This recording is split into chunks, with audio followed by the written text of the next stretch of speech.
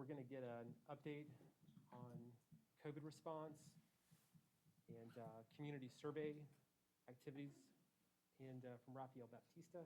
And then we're going to hear a number of presentations regarding the physical recovery proposals. And are there any other items that any commissioners want to discuss at the meeting today? All right, great. Are there any questions about any items on the agenda for tonight? Terrific. All right, well, let's start off with a COVID response update, and Stacy Saunders is here to help us with this.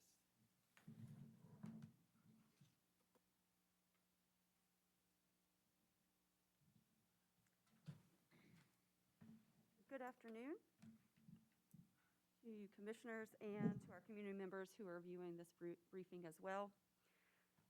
Today we'll be providing an update on the current COVID-19 situation and provide another review of vaccine efforts to reach populations not yet vaccinated and finish up with a tentative planning for future eligible vaccination groups. So let's get started with our metrics review. We saw another decrease this week compared to last week. The case rate fell from 240 last week to 216 this week. This is the third to fourth week where we've seen a decreasing case rate and indicating a rounding of that curve. Additionally, we continue to see the percent positivity decrease. We are now seeing levels that are less than 7%, with the start of this week being at 6.7%. And so again, still higher than the desired 5%. It's very encouraging that we are seeing that transmission rate decline. This does mark the third week of decline in the percent positivity. Our death rate also decreased since the prior week, falling from 4.6 to 2.3, and this represents 6 additional deaths reported into the system since the week prior. Hospitalizations have also seen a decrease as the percent of inpatient beds occupied by COVID-19 has decreased from about 13% to 11.6%. The ICU utilization remains stable at this time. And so I just want to say that I am feeling very encouraged by the decreasing case rates. As this number continues to decrease, we are likely to see our hospitalizations and our deaths decline as they lag slightly behind our case rates and our percent positivity. But while encouraged, this case rate is still significantly high and indicates while things are improving, it's not time to let our guard down yet. So I am urging individuals that have not yet been vaccinated to please consider getting vaccinated now while cases and transmission rates are still high. Please continue to wear your face coverings as the indoor face covering requirement is still in effect, and keep your distance between you and others and make sure that you wash your hands often. I did want to take this moment to also remind everyone we are entering into flu season. This is also the time for you to get your flu vaccine. Many providers in our community have flu vaccine available now, and you can visit your local pharmacies, grocery stores, even your primary care providers, or us at the health department to get your flu vaccine. Additionally, the measures that have helped us reduce your risk of COVID-19 exposure will also help you reduce your risk of flu exposure, like wearing a face covering and keeping your distance and washing your hands. And just to remind folks that last year we actually saw very little flu activity. So getting vaccinated and taking those extra precautions like masks, like keeping distance and washing your hands, those 3 W's, may continue to help us in this flu season as well. So this is a look at our cases through the pandemic by age, and you can see that overall the total number of cases is decreasing, particularly if you look at the far end of this graph. And so you can see the most recent surge and with the cases declining. If we focus on that last portion, this current surge, we continue to see the highest burden of cases continues to and consistently continues to be in the 25 to 49-year-old range. Of particular note, in the recent surge, we did see the proportion of cases attributed to our school-age children increase. Throughout the pandemic, that population has seen or accounted for about 12 to 14% of new cases. In the recent wave, our school-age children make up, on average, about 24.5% of all new cases in the last month or so. It's important to note that the large majority of school-age children are not yet eligible for vaccine and therefore are some of our most vulnerable in our population for the risk of exposure. We do anticipate their eligibility for vaccine to come very soon, particularly the 5 to 11-year-olds. Fletch has joined me today, and we'll be talking about some of our planning efforts around that anticipated eligibility. But until then, it's the rest of us that need to do our part to help protect this population. And this means eligible populations who are not yet vaccinated should consider vaccination now. The more we as a community are protected, the better we build a shield around those who cannot be vaccinated, including our younger children. Please note that in this graph, our older generations, those who are 65 and older, have the lowest number of cases and the lowest proportion of cases compared to other groups. And it's no surprise, because you've heard me say it several times now, no surprise as this is our age range with the highest rates of vaccination as well. And again, just our elders showing us that vaccination works. So let's move on to vaccination rates. We have about 62% of our total population with at least one dose of vaccine and 59% of that total population fully vaccinated. Please note that these numbers look a little different and a little lower than the last time. And just a reminder that Department of Health and Human Services released a statement on Friday that the federal doses, those ones that we were all waiting for to be added into the dashboard that get submitted by the CDC to be added to the vaccine dashboard, had been submitted by county of administration and not by county of residence. So just a reminder that county of residence is the standard. And this means that if you're a county like we are that has a large federal vaccine supplier like a veterans hospital or a federal prison, you may have been receiving credit for some vaccines because you were the county of administration, but some of those folks were residents of other counties. And so we did see that slight dip in our rates. So the CDC has since corrected this data. Submission to North Carolina Department of Health and Human Services, and as of Friday, the dashboard has been updated to reflect all providers, including those federal doses from like a VA hospital or the prisons, by county of residence. This did result in a slight decrease in our vaccination rates, as we do have the large veterans hospital here in Asheville. Of note, though, 71% of our eligible population has received at least one dose of vaccine, and 67% of the eligible population, again, those who are 12 and up, are fully vaccinated. Buncombe County HHS did begin providing boosters at our Biltmore Church Arden campus drive-through site on September 27th. An average of 213 doses were administered per day in its first week. Fletch is going to be providing you with updated numbers with what we've seen so far this week from there as well. So taking a little deeper dive, this is showing our vaccination uptake by age group. And just to reiterate here that our population that is 65 years and older has the highest level of vaccination rates well into the 80%. And then we see that uptake drop incrementally as we move into younger populations.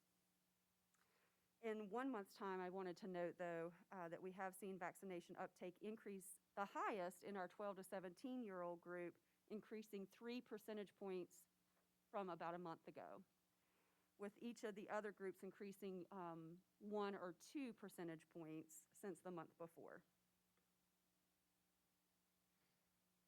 And before I turn it over to Fletch to discuss current and planning efforts, I want to reiterate to folks again that yes, we are seeing a decline in cases, but the bottom line is cases are still really high. And in order to control and manage COVID-19 at low levels, it means protecting yourself. If you haven't already received a vaccination, please consider doing so. You can visit myspot.nc.gov to find a vaccine provider near you. Additionally, remember the 3 W's: wear your face covering, keep distance, and wash your hands. Opt for outdoor activities when gathering with friends and families.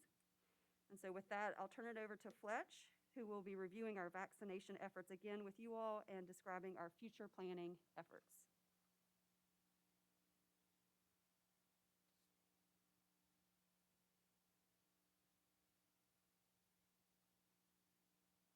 Good afternoon.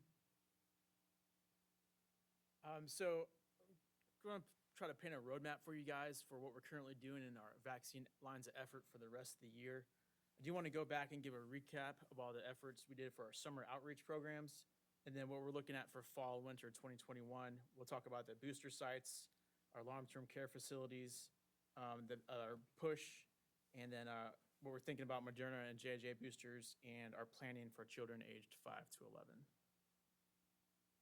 So I wanted to point this out because I think we've done ourselves in public health a little bit of disservice in how we're communicating our efforts to you guys. I think we don't always capture to the extent, and we get some questions. I think we just kind of broadly say we're doing outreach, but I want to take a little bit of dive into all the outreach we've done and focusing right here on the summer from June to August. We shut down our main site at AB Tech in June, and we saw decreased demand there, but we immediately shift stance into an outreach setting and conducted a total of 62 individual outreach events over the summer. And you can see there between June did 19, 22 in July, and 21 outreach events. On those dates, whenever you don't see an outreach event, we were doing site surveys and planning logistics movements for those sites.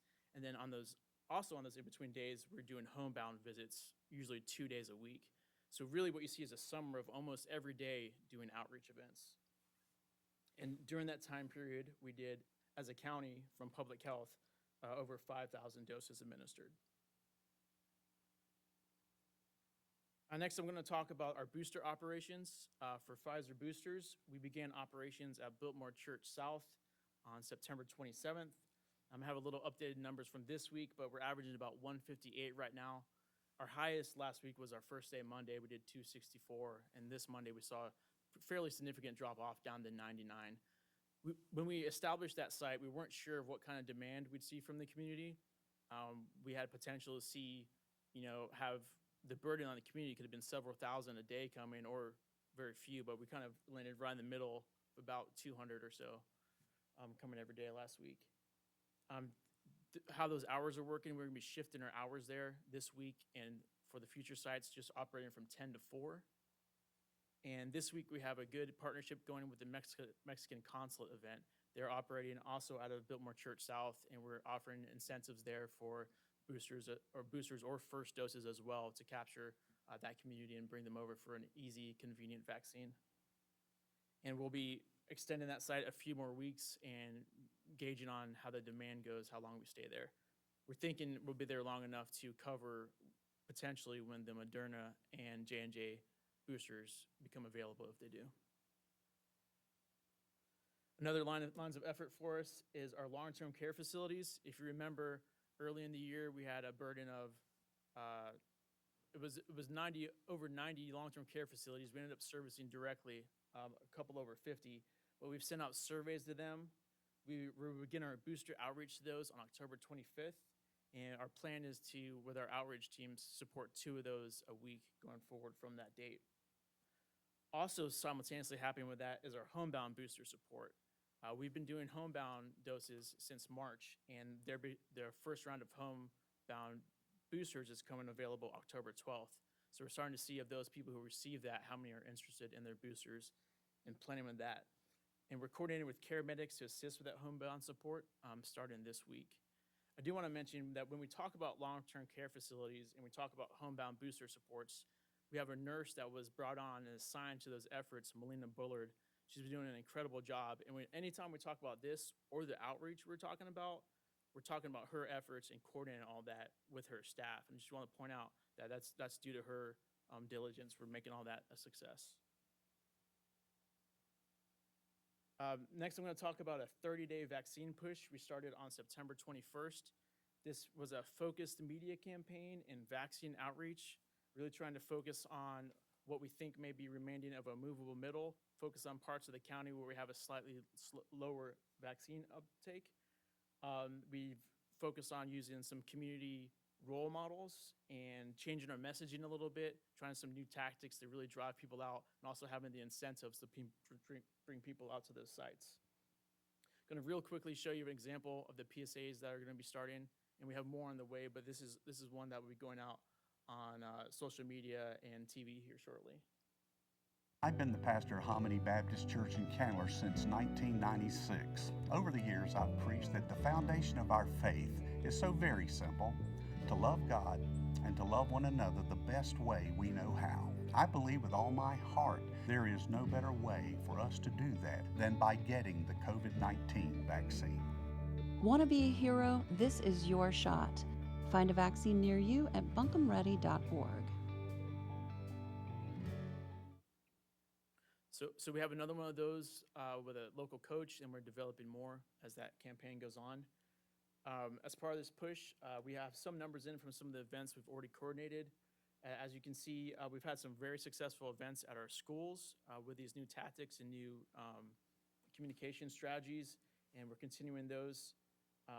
One more scheduled later this week with the Mexican consulate event and at Barnardsville, and then we're continuing to schedule some out for the remainder of the month in other communities. I do want to point out that these school events, although we're coordinating them and kind of directing them, they are FEMA staff making that happen. We're making use of FEMA resources. Public health doesn't have the staffing resources to cover all these events, so that's a resource we're able to leverage for this campaign. And now talking about our future vaccine planning, and this is in anticipation of Pfizer becoming available to 5 to 11-year-olds sometime around Halloween, early November. We began, first I'll speak that we have a communication strategy. Dr. Mullendor is reaching out to local pediatricians. We're developing some resources for parents. We're planning on holding some town halls at different levels for concerned parents, for school boards, as that more information about those vaccines becomes available. But the anticipated date is sometime early November to start that. Last week, we started reaching out to the schools to start coordinating some strategy. We had our first official meeting this morning, talking about what we think we're going to be doing for those events. I'll speak in generalities right now as we finalize some details, but the intent is on Saturdays throughout November and December to actually take it to different school districts throughout the community and have those. It'll be open to anyone, but specifically focusing on those feeder schools, elementary schools and middle schools, their site, and pushing it out for convenience and access in that community. More details to come on that as we approach the date and get more information on how those will be released. But had a good starting conversation with schools today. And finally, I just want to go over summarize what our major lines of efforts are for the remainder of 2021. So we're going to continue our Pfizer boosters with that site at Biltmore until October 22nd at least. And then we'll also support Moderna and J&J boosters there, and also continue that in our clinic at the basement of 40 Cox Avenue for the remainder of the year and into next year. Our booster outreach for long-term care facilities and homebound begin next week, and those will also continue throughout the remainder of this year and well into next year. Our 30-day push for that strategic campaign began September 21st, and it'll also end on October 22nd as we continue to establish a couple more outreach events for that. And then really a big intensive campaign will be working with school systems once that vaccine becomes available for 5 to 11-year-olds, and that will continue through the remainder of next year into next year, early next year, especially as we consider the second doses and the 3-week delay in that. What's important to take away from this slide is that all of these lines of effort is coming from the same staff. This is the same staff that stood in parking lots all last summer doing testing, the same staff that was, fighting microbursts at 3 a.m. in a parking lot, working in 13-degree weather, with trailer doors frozen shut. all year. So this staff is exhausted, they're tired, and I just want to realize we're pushing this staff really hard, and we hear people on site saying how, that they're worn out. So I just want to first commend all the public health for being out there and working so hard, but just bring that to this group that they've been working really hard for 2 years now, and they're continuing to do so through the winter.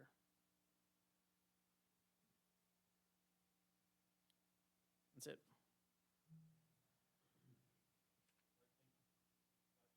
Yep. I've got one. Is this one on? Yes, okay. On the children vaccine planning slide, you had a bullet, I think it said, reaching out to pediatricians about vaccine inventory. I guess I've noticed that there's some general practitioners that have vaccine now and some that don't. And I'm just curious if there's reasons why some doctors' offices have it and some do not, if there's a way we can help further expand that effort. I can't speak to the specifics of why some have chosen to and not. Yeah. And I'll turn it over to Stacy, but I do know we're reaching out to let them know to come up with a strategy for if they can't provide it, they know who to push people towards if they don't. But I'll let, yeah. Thank you. And I just want to say thank you, Fletch, and thank you to all the staff, and we really do appreciate them and understand they've been working very hard. And are there any resources or anything that you need that will help with that?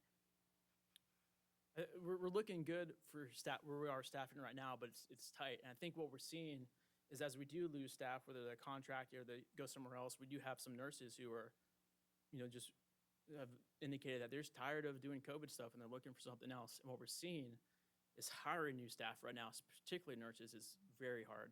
We're having to compete with really astronomical wages that hospitals are paying well above standard rates right now. So there's competition, and a lot of them don't even want to get back into that field because they're just burned out. So where we are right now, it's pretty good, but it's very tight and thin. So if we do lose staff or we go down, it's really hard to recover.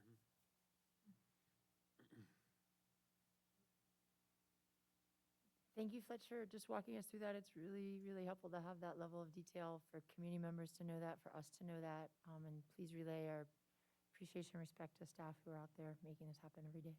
Appreciate it. All right, thank you so much. Appreciate all of you guys. Thank you all. All right, the next item on the agenda is community survey, and Raphael Baptiste is going to help us out with this item.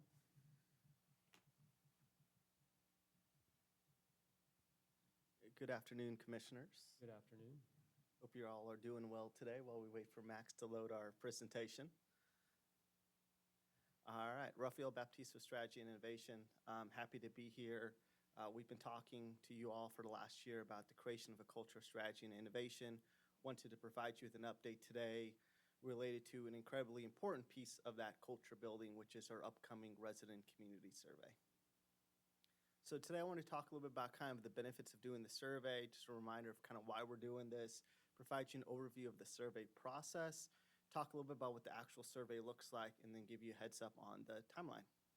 So the survey was approved as part of the fiscal year 2022 budget to support the strategic plan progress. And the reasons we do this is it provides us a statistically significant sample of resident satisfaction with county services. You might be like, what in the world does that mean? What it means is really allows us to say, let's say 90% of residents are really satisfied with a county service. With the margin of error and all the statistics in there, that means that we can say with high level of confidence that between 86% and 94% of county residents are actually satisfied with that service delivery. This is, just pure numbers that tell us how satisfied people actually are.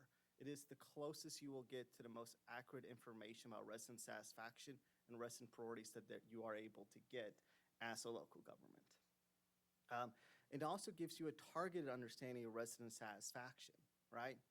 What does the community in Arden feel like compared to the community in Woodfin compared to Sandy Mush? We're able to break it down and understand how different areas are reflective. So that helps us make decision-making priorities of maybe certain communities want more of this and less of that, and we can adjust accordingly. And we can also do it at a demographic level, so understanding different racial and ethnic groups as well. And it provides this robust benchmarking and trend data. So if I tell you that 90% of residents are satisfied with the service, you might say, that's really amazing. Then we look at a benchmark, and our peers, both in North Carolina and nationally, are at 95%. So it tells us, oh, wait, there is room for improvement. Or hopefully they're at 85% and we're above them and we're doing better than the average. But it gives us that context. Sometimes we just have a point of data, you don't understand the context. And over time, as we do this multiple times, we can see, are we improving? Are we plateauing? How are we doing? So this is going to give you a wealth of information. And allows us to track the progress towards our strategic plan. You all approved our 2025 strategic plan, and this is a key piece of measuring, are we achieving the goals that you all set out for our community?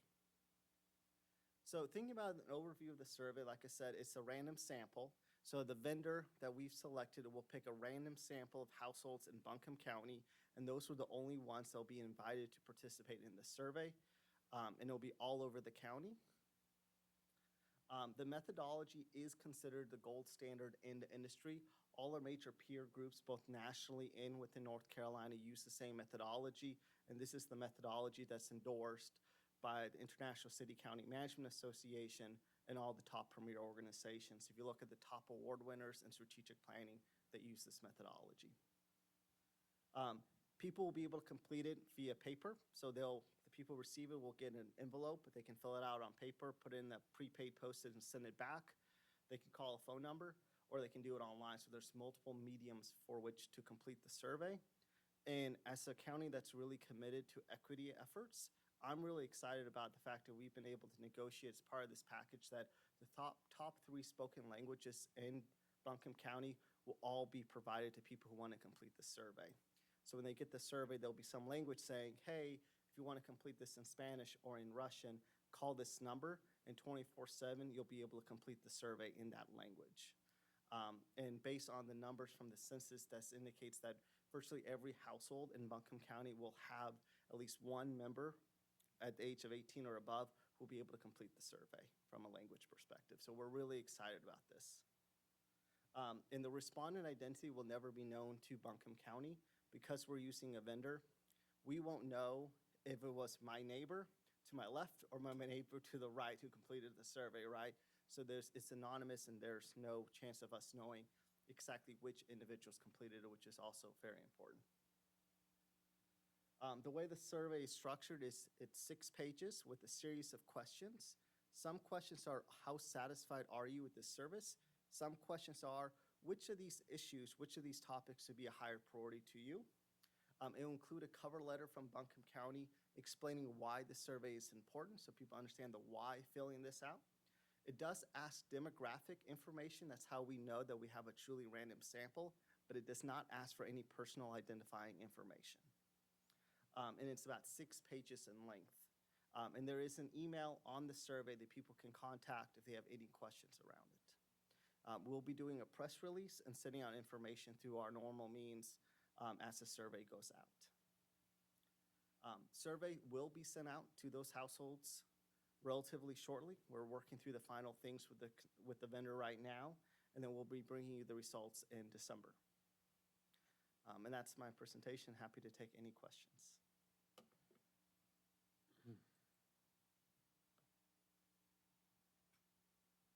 You did such a great job. There are no questions. So thank you so much, Raphael. Thank you all.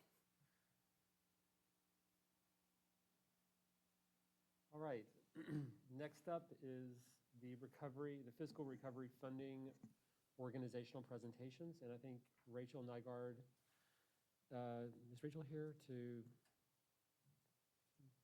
start us off, or are we just going to launch right into this? Yeah, once you're ready, they will send it up on Zoom. Okay. I think we're ready. And we're gonna have a 2-minute presentation from each of the organizations. We're not gonna ask any questions here. We're just gonna listen, take notes, and then we'll send follow-up questions for organizations so we can get through all the presentations today.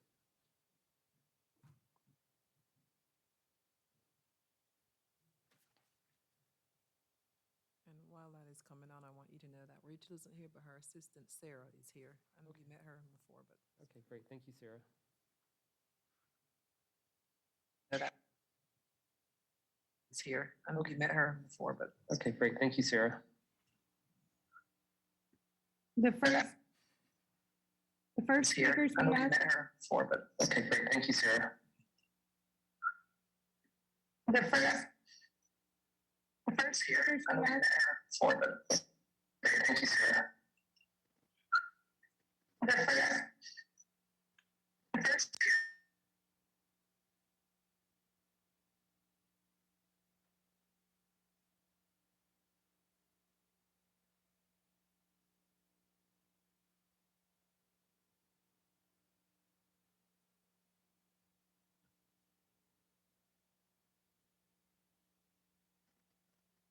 Our first speaker is the City of Asheville. City of Asheville, you have 2 minutes.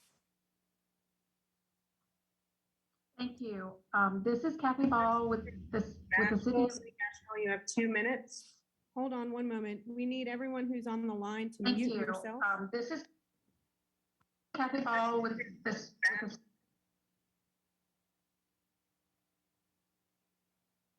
Okay, City of Asheville, you have 2 minutes. You may begin. Thank you. This is Kathy Ball with the city of Asheville.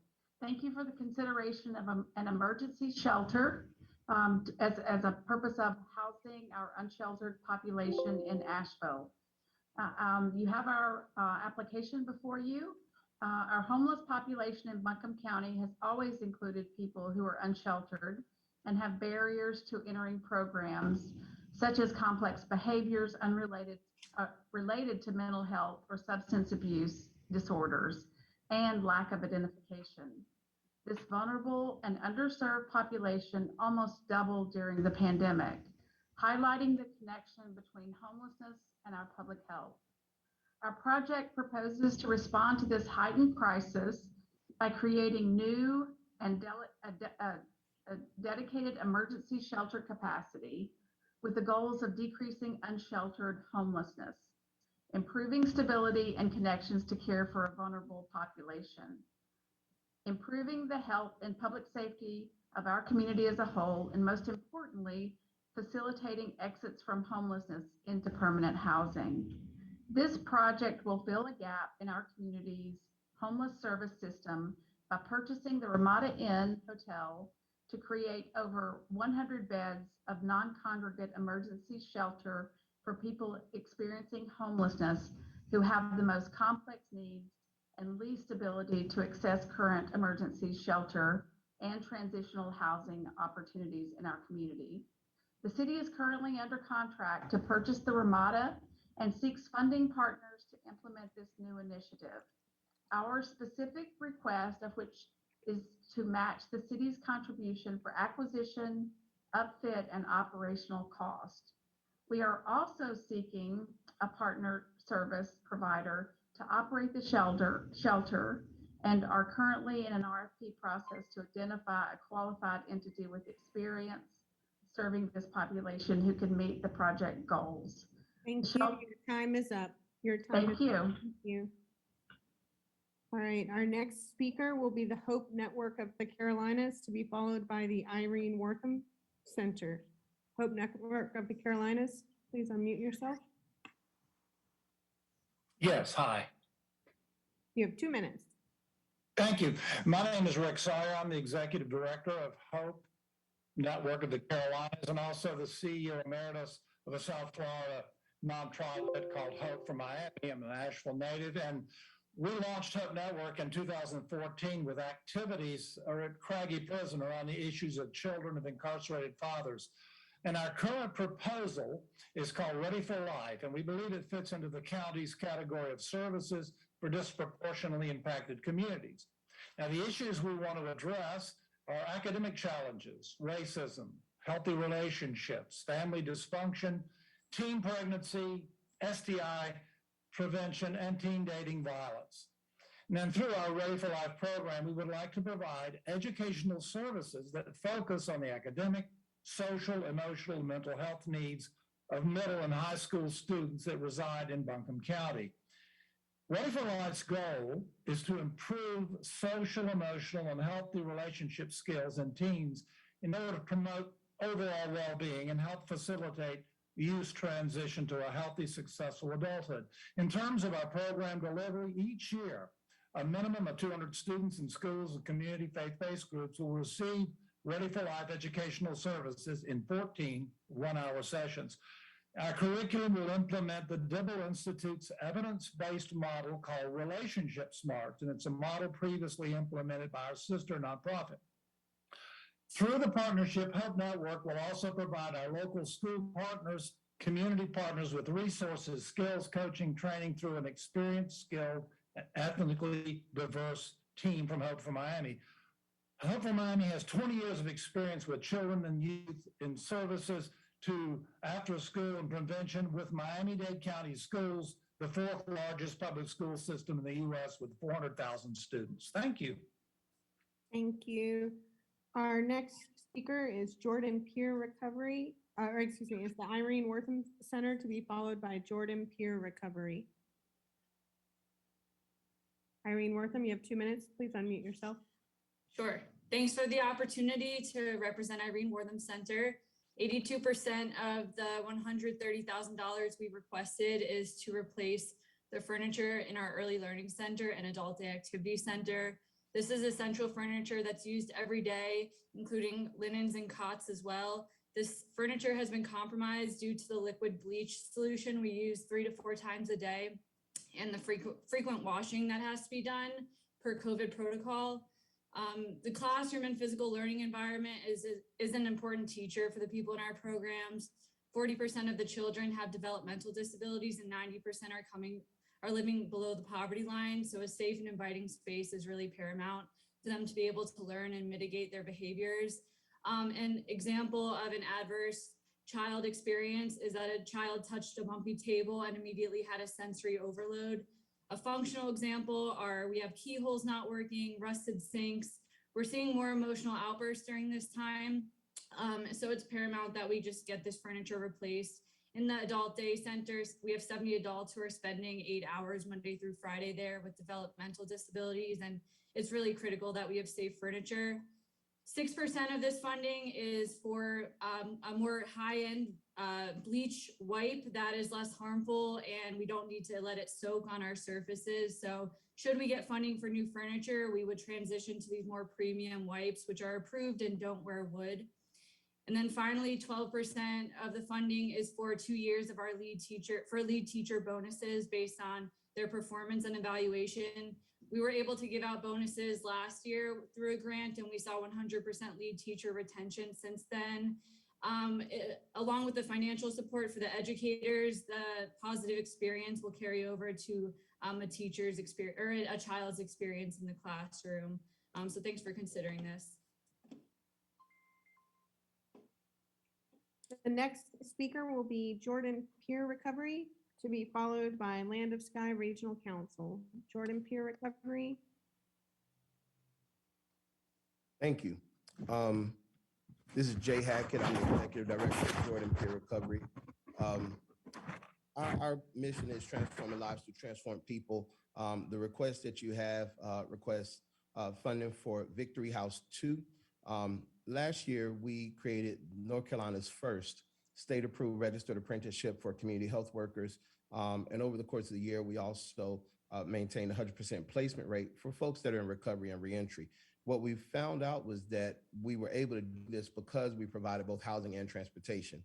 Our request to you all is to support us building property that would be primarily for housing, and it's for those that are in recovery and reentry that are working towards sustainable employment. We all know that our current housing model does not work. In fact, it leaves out a whole group of people, and it's because it separates housing from work.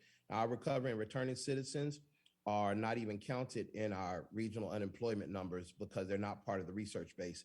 Prison Policy Institute shows that it's 9 times worse for people in recovery and reentry than for anybody else. So when it's 3% for everybody, it's 27% for them. When I got out of prison, I didn't have any place to go. My wife and 3 kids were staying in a duplex right across from Community Church on Burton Street.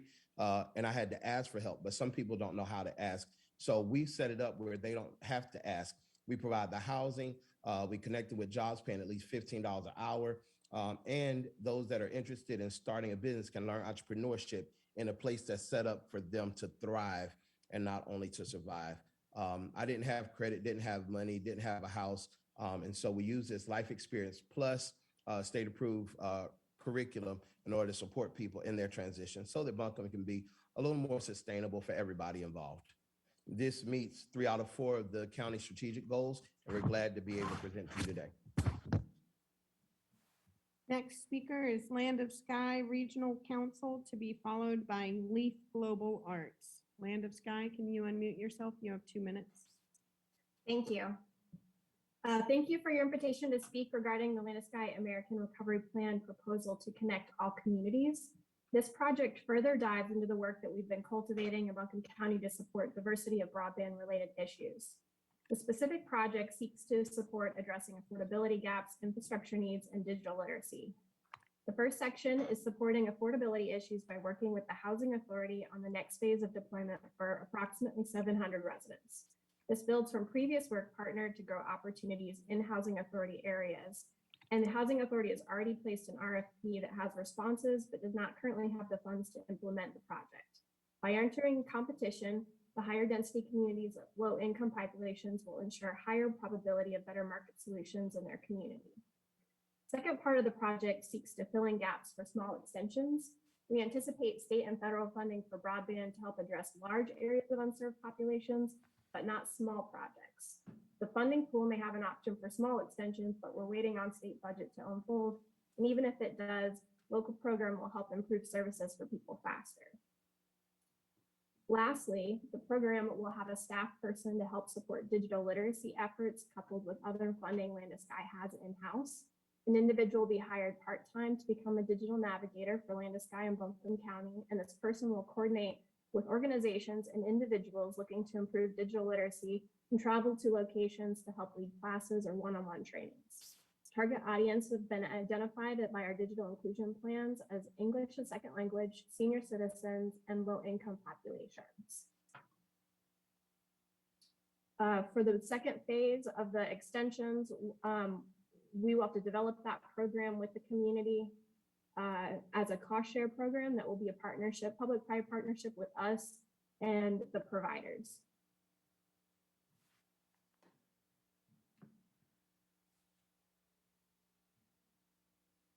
Next speaker is Leaf Global Arts, to be followed by Loving Food Resources. Leaf Global Arts, you have 2 minutes. Good afternoon, everyone. My name is Alexa Kincaid, and I'm the Associate Director of Leaf Global Arts. Over the last 26 years, Leaf has established a strong name in global arts education and experiences. We took a huge hit as we opened our Global Arts Center last year in downtown Asheville on Valentine's Day and had to close within 1 calendar month because of COVID. Leaf Global Arts Center directly supports the county's strategic plan to increase total employment in one of our region's largest industries, the arts. Serving our communities and families and visitors to our area is what we do. As highlighted by the Asheville Area Chamber of Commerce, over 1,300 jobs were lost in the arts and entertainment industry last year alone due to COVID. That is the greatest number of jobs lost from any industry in Buncombe County.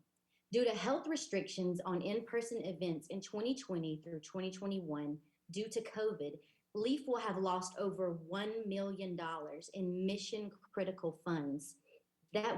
Those funds go to directly support our work in art education and experiences with Leaf Schools and Streets, our Global Arts Hub, and our Equity Learning Journeys, and so many more. Our Leaf events actually engage 160 artists, 150 small business and vendors, and 400 local contractors per event. These ARP grant funds will give us the time to rebuild diverse revenue income streams and reestablish our name as one of the strongest organizations in arts and entertainment industries in Western North Carolina. Until in-person events are up and going through 2022, we will not have the mission critical funds needed or resources to be able to support these people. Thank you for your consideration. Our next speaker is Loving Food Resources, to be followed by Mayheck Loving Food Resources, you have 2 minutes and can unmute yourself. Good afternoon, everyone. I'm Alan Brazington, and I have the pleasure of serving as the president of the board for Loving Food Resources.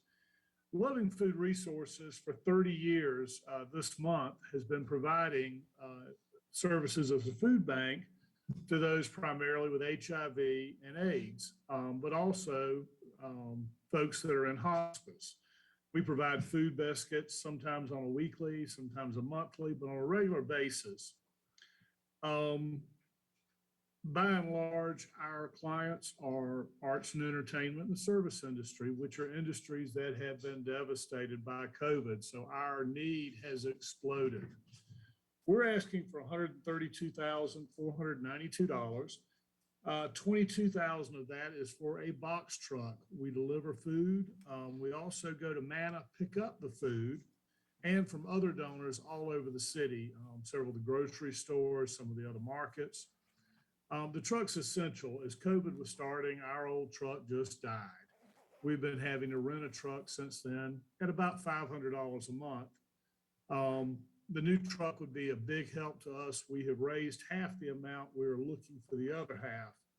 In addition, the other part that we're applying for is $84,992. That is for a new heating and air system. We are currently located behind Kenilworth Presbyterian Church. The building was built in 1932. We have an original boiler system as well as window units, and it just isn't enough. Also, our power bills go way above $1,000 in peak months. This is going to help our volunteers be able to be here with masks on, covered per guidelines, and continuing to serve this deserving population, as we are the only food bank that specializes in this community with HIV and AIDS. Appreciate any consideration. Thank you. Our next speaker is Mayheck, to be followed by Manna Food Bank. Mayheck, you have 2 minutes. Good afternoon. My name is Dustin Patil, and I'm an addiction psychiatrist at Mayheck. Our project is called Connecting Care of the Homeless of Buncombe County. It's thought that the COVID pandemic over the next 4 years is going to continue to cause a significant increase in homelessness. And I've already been seeing it firsthand through Mayheck. I'm currently providing psychiatric and addiction services down at AHOPE to homeless individuals 1 day a week. And that's just the tip of the iceberg for what's needed. Our research team at Mayheck just completed a research study to better understand Asheville's homeless population. And we surveyed 101 individuals, and of those surveyed, 88% reported at least one physical or mental health issue, but only 38% of them were receiving any kind of health care for any of those issues. 1 in 4 individuals reported methamphetamine use that was currently causing problems in their life. 1 in 4 identified as physically disabled. The list goes on and on. But almost 60% of people were uninsured. Asheville just doesn't have the healthcare infrastructure right now to serve those individuals. And while there are many great organizations doing work with our homeless population, we're not meeting the need. And frankly, we're not working collaboratively enough together across different sectors. Homelessness is a very complex problem. It spans healthcare, housing, the criminal justice system, food insecurity, many other problems, but we don't have the kind of coordination of services right now that's required to truly rehabilitate a human life. So with this project, we have 2 goals. 1 is we want to provide comprehensive health care to people. 2 is we want to be able to coordinate the services that are already occurring in Buncombe County for the unhoused population. And we think Mayheck is ideally suited for this. We already have the healthcare infrastructure. We have experience managing large grants, and we have the network. So we know it's a big ask, but if funded, we think this one-time infusion of funds could help us set up a healthcare delivery system that can persist. Thanks. Thank you. Our next speaker is Manna Food Bank, to be followed by Mount Zion Community Development. Manna Food Bank, you have 2 minutes. Thank you all for taking this time today. I'm Hannah Randall, the CEO at Manna Food Bank, and I'm here to talk about the critical need that we're facing to replace our existing facility. I want to be clear that this is not a want-to-do project. This is a must-do project. Manna was operating at critical mass before the pandemic, and then when the pandemic hit, The number of people Mana served doubled almost overnight to more than 136,000 people per month. But we didn't flinch, we flexed, and we showed up for folks who never imagined that they would need food. Buncombe is the nucleus of our operations and by far the most populous county that we serve. In Buncombe alone, Mana distributes food to 115 vital partner organizations who rely on us to serve high need and marginalized communities. In the past year, Mana and our network fed over 36,400 people in Buncombe County per month at a rate of 16,000 meals per day. Our essential need for a new facility is driven by three critical factors. 1, serious safety concerns due to overcapacity. 2, efficiency, as we're currently operating in multiple facilities due to that. And 3, ongoing environmental threats for flooding as we sit right on the Swannanoa River. And the thing about Mana is we have to be here, not just when the cameras are rolling in a mass crisis, but for people who lose their job or the senior who is living on a fixed income, or for the child that just moved in with her grandparents who never imagined that they would be raising kids again. We have to be here for the long haul. The investment that we're humbly requesting is about 1/10 of the project cost that we're working to diligently raise while still feeding more people than before the pandemic. We hope you'll help us in feeding people today, tomorrow, and for generations to come in Buncombe County. Thank you so much for your time. Our next speaker is Mount Zion Community Development, to be followed by Mountain BizWorks. Mount Zion, are you here and able to unmute yourself? Yes, my name is Belinda Kennedy Grant, and I'm the Executive Director of Mount Zion Community Development Incorporated. Our request for funds is to continue our legacy program, Project NAP, that stands for Nurturing Asheville and Area Families. This program has been around for 23 years, supporting reproductive health rights of historically excluded communities. Our program has been cited as a national model and was led by the U.S. Bureau of Primary Health Care, and it was sponsored by the Buncombe County Medical Society at the time. This program encompassed a 48 state exchange, 180 sites, and 6,000 participants.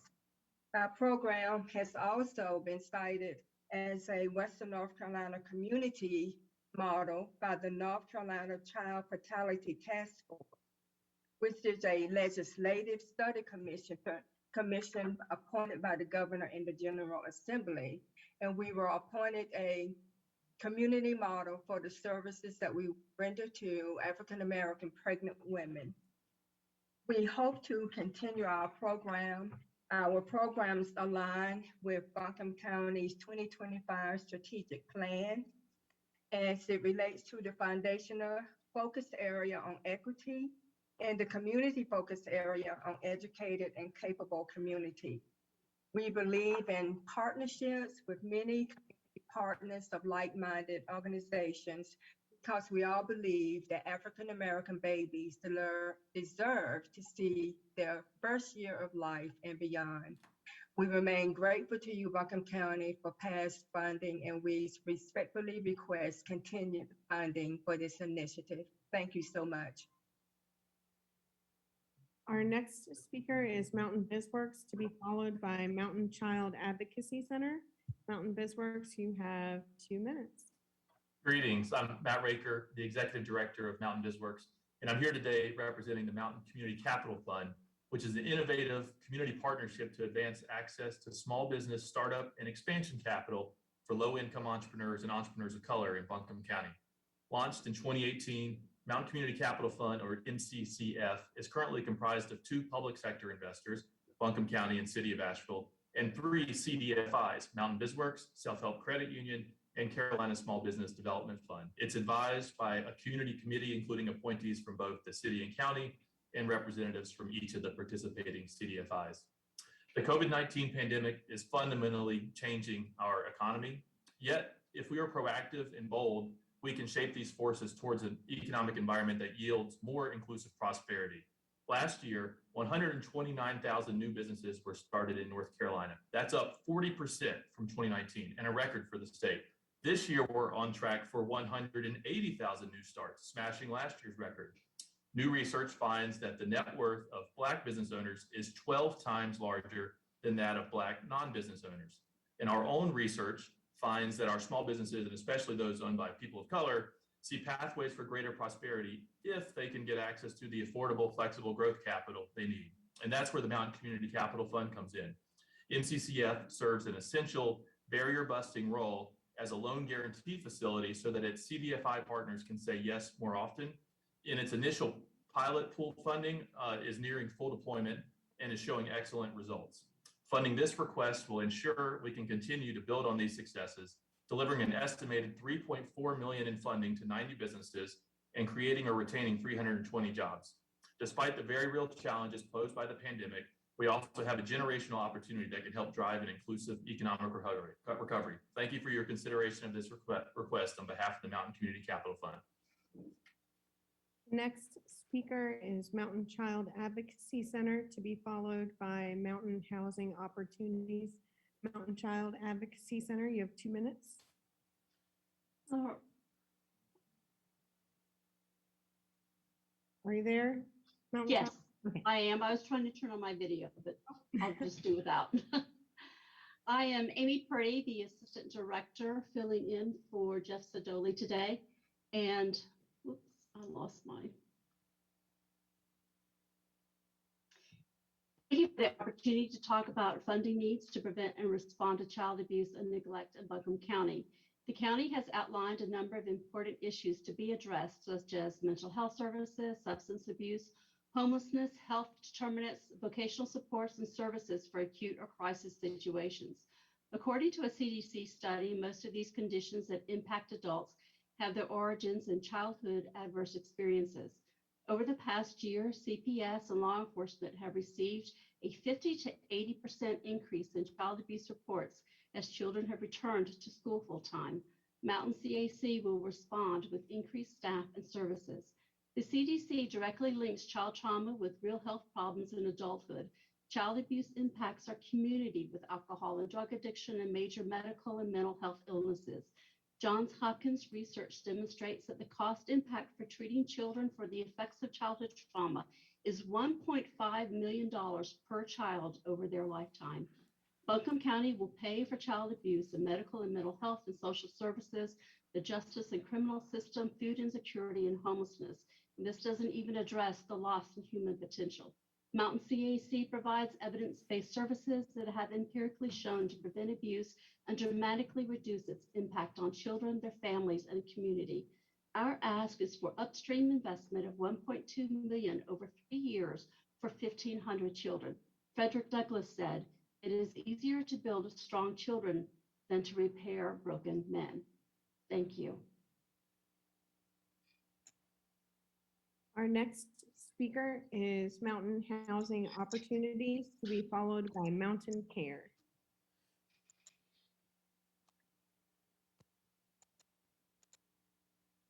We have Mountain Child, or Mountain House. Yes, Cindy Weeks here. I tried to start my video, but I think you have it turned off. Okay, here we go. All right, great. Thank you. Good afternoon, Chairman Newman and Commissioners. I am Cindy Weeks, Vice President at Mountain Housing Opportunities. Our full ARPA request encompassed 2 developments totaling 230 apartments. Today, I will focus on just one of those developments, Lakeshore Villas. Lakeshore Villas will be built along Hendersonville Road in Arden. We urgently need strong financial support from Buncombe County to make this development happen in the near term. Lakeshore is shovel-ready, has zoning approval, architectural plans, and due diligence is complete. We will construct 120 affordable apartments at Lakeshore in a highly energy-efficient complex and under the county's community-oriented development zoning. The location is adjacent to a bus line, Lake Julian recreational facilities, schools, and services. Lakeshore Villas is also convenient to several of the many South Asheville employers such as Eaton and Linamar. Lakeshore Villas will serve individuals and families at 30, 50, 60, and 80% of AMI. The average income of our residents will be about $39,000 for a family of 3. Over half of the jobs in Buncombe County are currently at that wage rate. Additionally, MHO accepts Section 8 for every one of our apartments. MHO also serves the homeless community. We have been very successful over the years in placing folks directly from the streets into our housing, as well as with referrals. We will serve the homeless community at Lakeshore as well. We ask for your help today to achieve our vision, which is also your vision. Thank you very much. Our next speaker is Mountaincare, to be followed by MSD of Buncombe County. Mountaincare, you have 2 minutes. Hello, I'm Elizabeth Williams, the Executive Director of Mountaincare. Thank you so much for having us today. Mountaincare provides adult day services for adults over 18, primarily older adults that have cognitive or physical issues due to aging. In 2019, pre-COVID, we provided more than 27,000 days of services to over 250 adults and their caregivers in Buncombe County. That's compared to 15,000 in 2020 and a quarter of that in 2021. Mountaincare is the only provider of adult day health in Buncombe County for older adults. We provide skilled nursing care, meals, transportation, and most importantly, socialization, engagement, and activities for participants and respite for their caregivers. Adult Day supports Buncombe County's strategic goal to protect older adults' ability to age in place by allowing caregivers respite, support, and older adults to choose to stay in their home as long as they would like. Due to COVID, we were closed for 6 months in 2020 and 2021, with obviously a great impact on our revenue, a loss of around $100,000 per month when we were closed to $1,680,000 at limited capacity. Obviously, we have many fixed income expenses that were not impacted and did not align with our decrease in revenue. We would like to increase wages. We were not able to do that for staff in 2020 or 2021. We are requesting funds to do that, to give all direct care folks a 4% increase to cover 2020 and 2021, to allow us to bring wages up to a $15 minimum to attract and retain employees. We at Mountaincare, as many, are greatly impacted by the hiring crisis, and we're not being able to meet the current need for services. Very much appreciate your time and all you're doing. Thank you.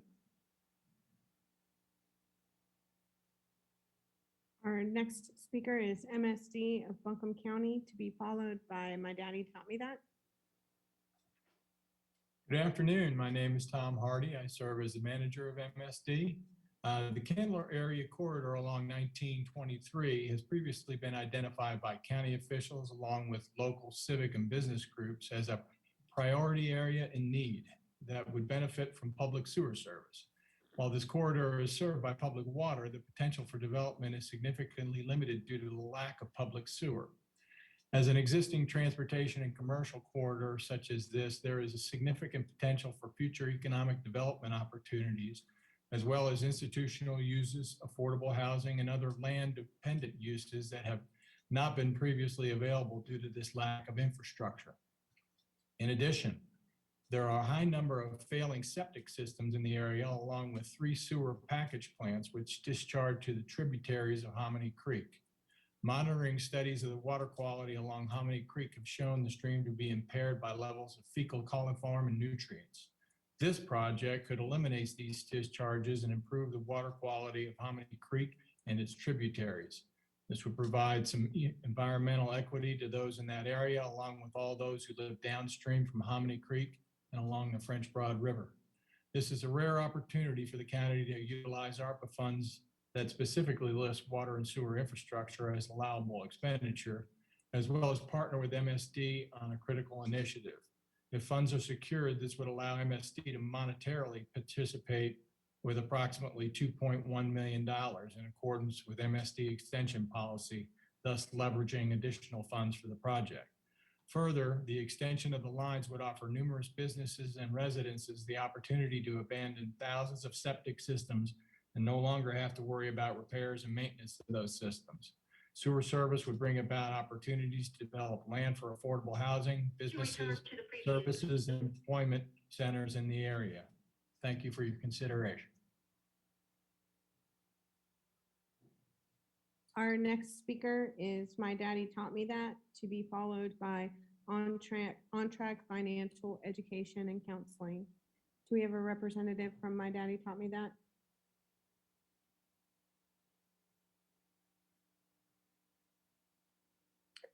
We'll move on to On Track Financial Education and come back to My Daddy Taught Me That. You have 2 minutes. Very much. Hello, my name is Celeste Collins. I'm the Executive Director of On Track Financial Education and Counseling. Thank you for this opportunity and for your service to Buncombe County. People in Buncombe County are reeling because of the financial impact of COVID-19. For many people, especially those with low incomes and in marginalized communities, their finances are a mess. Because of COVID, they've had to scramble every month to cover basic needs. Their housing that was already unaffordable is now in jeopardy because the pandemic tanked their income. Because of COVID, credit cards are maxed out and payments are past due. For working families with children, remote schooling during COVID increased childcare costs or decreased income, which further stretched their household budgets. Late payments on debts mean dips in credit scores, a disheartening reality for those with dreams of homeownership. Our recovery through financial capabilities and savings is a 2-year request that will help over 1,300 low-income people hardest hit by the pandemic. Working with On Track, clients will create a plan, build money skills, savings, credit, housing solutions, and realistic budgets. A subset of our grant request is a match savings program, which will provide 128 households with a $3 match for every dollar that they save. Participants build skills while building savings. Studies show that emergency savings are vital to responding when life happens. The impact of this program is best captured by one of our participants. Knowledge without action does not get you where you want to be. You can know what you should do, but not necessarily do it. The secure program required action, coming to classes, counseling sessions, making deposits, and taking action steps. It was helpful to have that kind of encouragement and accountability. Thank you. I believe we have MC Ellis here to represent My Daddy Taught Me That. MC, can you unmute yourself? No, I'm with Resources for Resilience. Oh, well, go ahead. You have 2 minutes. We'll skip the line. I'm sorry. I misread the chat. Okay, so I'm MC Ellis and I'm representing the nonprofit or Resources for Resilience. Thank you so much for the opportunity. Listen, I want to jump right in. How has COVID-19 and racialized trauma, the twin pandemics, impacted your life, impacted your emotional self, your mental health, and your physical being, impacted you and your family and the people that you work with and the people that you're serving? It don't feel good in your body, does it? Do a body scan. Are you feeling tight in your chest? Do you feel a heaviness? Do you feel the weight of it? Do you feel clenched in your muscles? Now I want you to do this for me. I want you to think about who was supporting you, who or what helped you through the twin pandemics. I want you to think about it. Who were your people? Who was your person? Who were the people that said, you know what? I'm connected to these people and I am not alone. Maybe it was an animal, maybe it was a place, maybe it was an object, but I want you to sense into them. Sense into them right now and think about the people or the places or the things that brought you to a place of calm. I want you to sense into your heart rate, your breathing, and your muscle tension. I want you to feel it in your body. Pay attention to the physical sensations. Do you feel like warm water is washing over your body now? Do you feel a release in the tension in your body, in your muscles, in your neck maybe? Do you feel the weight coming off of you? Well, if you have, congratulations, because you just reset your nervous system. And we have 6 more tools just like it. We teach that toxic stress and trauma doesn't have to overtake your life.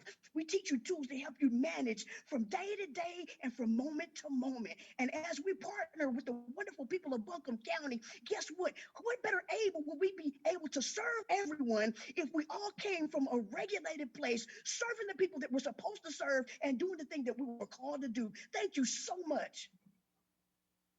Thank you so much. Our next speaker is Open Doors of Asheville, to be followed by the Organic Growers School. Open Doors of Asheville, you have 2 minutes. Yes, thank you. I want to first start out by thanking you guys for allowing us this opportunity. I want to also say that I am the CFO at Open Doors of Asheville. I have been working in this position for a little bit over a month now, and I am just thrilled with how much impact Open Doors of Asheville is providing in the community. Our mission is to take kids to and through college, and we work with underserved communities here in Asheville. We start off with kids as young as kindergarten, and we provide them resources and as well as the educational tools that they need in order to achieve their vision of going to college. And we actually just extended our program to help, through the success of some of our students, to actually go to extend to graduate school. And so we are seeking funding from Buncombe County to help us in continuance of our support of those underserved communities in Asheville.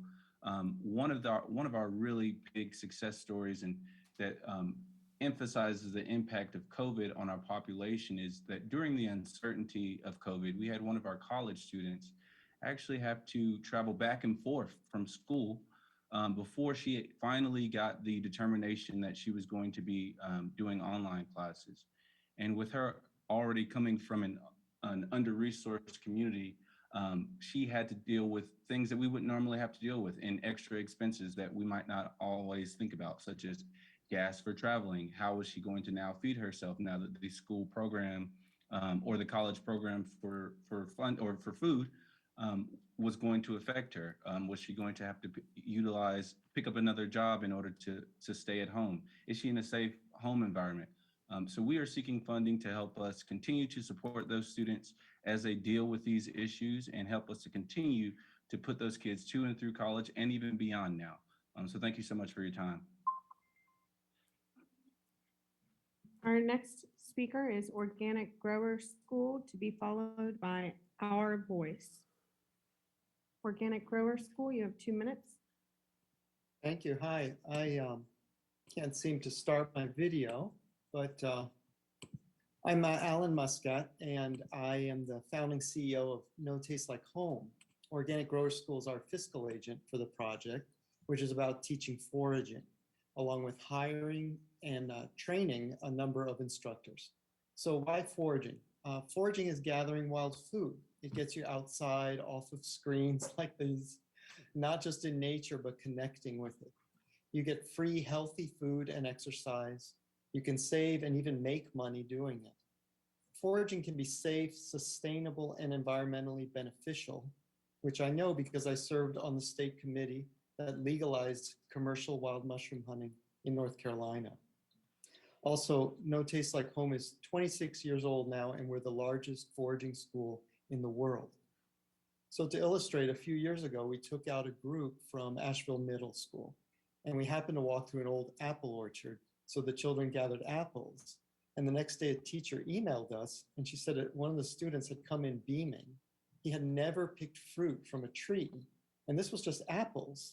So imagine that there's food all around us that no one is growing, especially in the city, so that even if you run out of money, you're not going to starve. It's a feeling of security, of being provided for, and it's why the project is called Eden for All. Through the project, we're going to provide 5,000 spaces in our programs to BIPOC and other underserved people of all ages.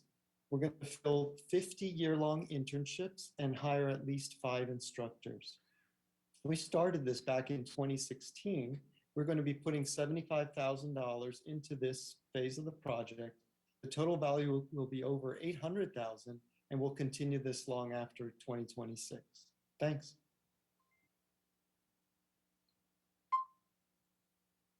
Our next speaker is Our Voice, and we'll follow that with, I see that we have Keenan Lake joining us from My Daddy Taught Me That, and we'll promote you to a panelist so that you can speak next, Keenan. So Our Voice, you have 2 minutes. Good afternoon. Thank you for having me here today. My name is Ruth Snyder-Cotter. I'm the program director at Our Voice. Our Voice is the Rape Crisis Center for Buncombe County, and we serve survivors of sexual violence and human trafficking. Would like to focus my time today speaking about our human trafficking program. This funding would help us continue to build the capacity of our human trafficking program over the span of 5 years. According to the national human trafficking expert Polaris, we are seeing a national upward trend of individuals being identified as having been trafficked. We also know that COVID has compounded the trauma of being trafficked, as there is greater concern of contracting COVID when seeking help, as well as more isolation across our community at large. Our Voices continue to provide direct in-person services at the Buncombe County Family Justice Center throughout the entirety of the pandemic. We serve survivors of trafficking ages 13 and up through a trauma-informed lens. We meet survivors where they're at, which sometimes means using our agency van to help a survivor relocate to a safer place, or to accompany a survivor when they find the courage to tell their story to law enforcement. This funding would help us serve survivors who have lost their voice due to the trauma of being trafficked, so that they can once again feel safe and live their best lives. With this funding, we could also work to continue to collaborate with local law enforcement to build high quality training for the officers that are tasked with stopping traffickers and to keep our community safe. We have begun to provide training to law enforcement cadets, and this funding would help us continue to grow and develop more targeted trainings for detectives and prosecutors on trauma-informed responses and working with human trafficking survivors. No one agency can end human trafficking alone, but this funding would help us continue to move our community to work together to make every Buncombe County resident safer. Thank you for your time today. Thank you. Our next speaker is My Daddy Taught Me That, to be followed by Pisgah Legal Services. My Daddy Taught Me That. You have 2 minutes. Hello, can everybody hear me? We can. Awesome. So first of all, thank you for allowing me to be on the platform. I truly appreciate it. My name is Keenan Lake, and I am the founder, CEO, director of My Daddy Taught Me That. For those who don't know about My Daddy Taught Me That, we are a youth-led, youth-based organization. We have 3 programs. We have the My Daddy Taught Me That program, working with young men ages 12 through 19, grades 6 through 12. We have the My Sister Taught Me That program, working with the young women of the same ages, same grade levels. And then we have a junior program, ages 6 through 11. And all of our programs, all 3 of our programs, we have over 150 kids that we deal with and work with. The reason that we put in the grant application was to help support us in receiving a capital funding campaign for a space and a building. What we know is that our youth, particularly our Black and brown youth, really have nowhere to go in Asheville, North Carolina, as far as places to, hang out, places to, have programming, all this type of stuff. We know the challenges that we've been dealing with, and COVID has only exacerbated those challenges that we have. We have gotten verbal commitment from Deborah Campbell that she is on board. We were looking to get with Dogwood to make sure that they're on board. So what we want to do is secure a place, a space, not only for the My Daddy Taught Me That, My Sister Taught Me That youth, but for youth all around. So this space will be open at least 6 days a week for our youth to come hang out, get off of the streets, get out of the ways of, the places that they reside and live, but have an outlet to do something different, a safe place, which we have created for our youth over the last 8 or 9 years we've been running our organization.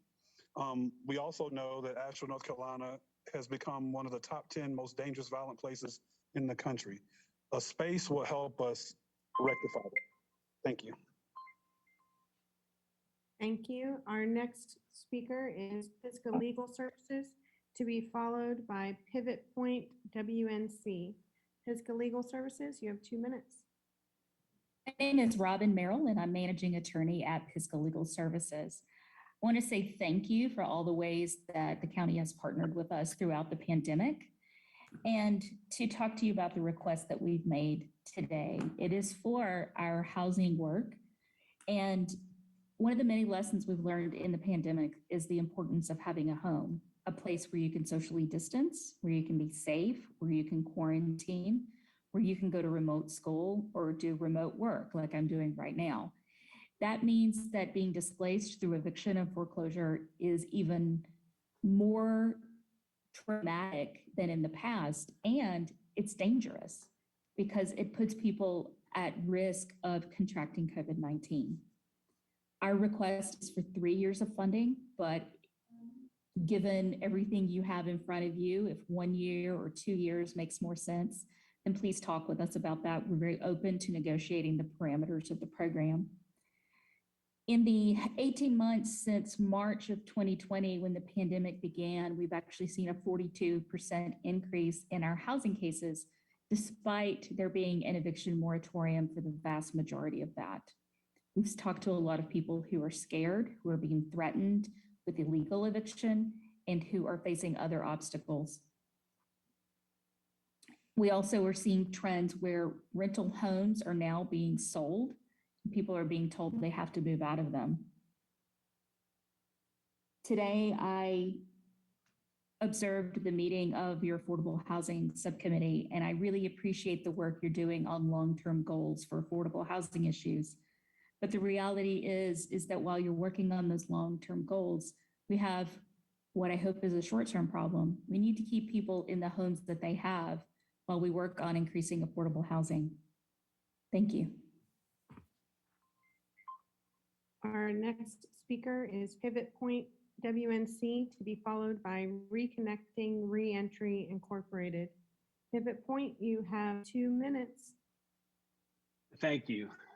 Buncombe County Commissioners and distinguished guests, Pivot Point is dedicated to providing access to therapeutic wilderness and adventure outings for all community members.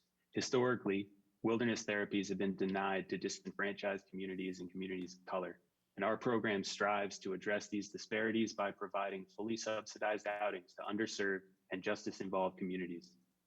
The impact of COVID-19 on marginalized, underserved, and underinsured populations at various stages of substance use disorder recovery has been devastating. Impact on those assessed as at risk even more so.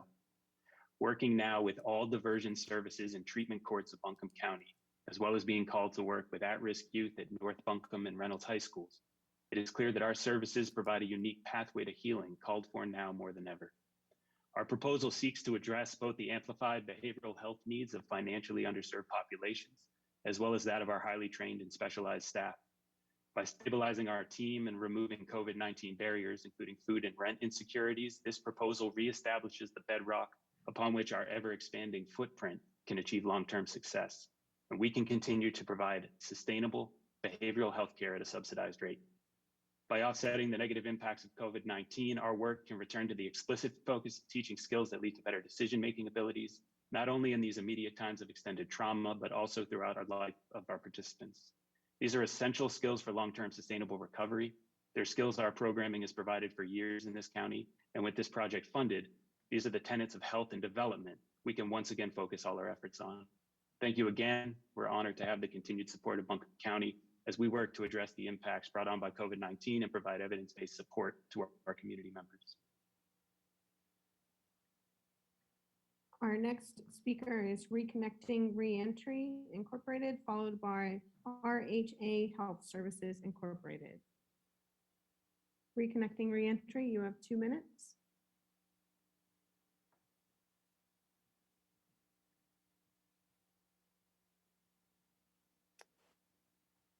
We'll come back to Reconnecting Reentry. Oh, are you there? There you are.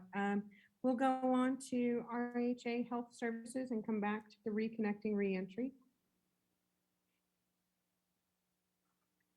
Good afternoon, Chairman Newman and Commissioners. Thank you for this opportunity to speak with you today.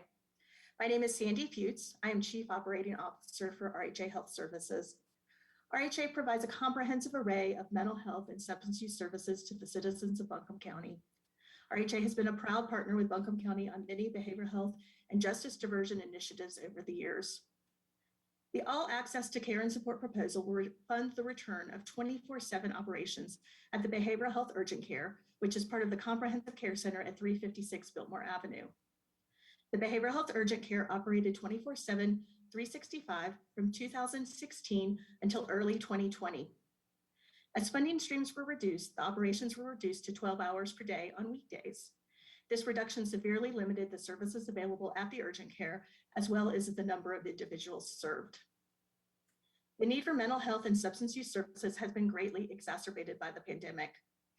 Utilizing funding to support the return of full operations at the urgent care will benefit the entire community, as Buncombe County residents will again have 24/7, 365 access to this much needed crisis service, regardless of their insurance status.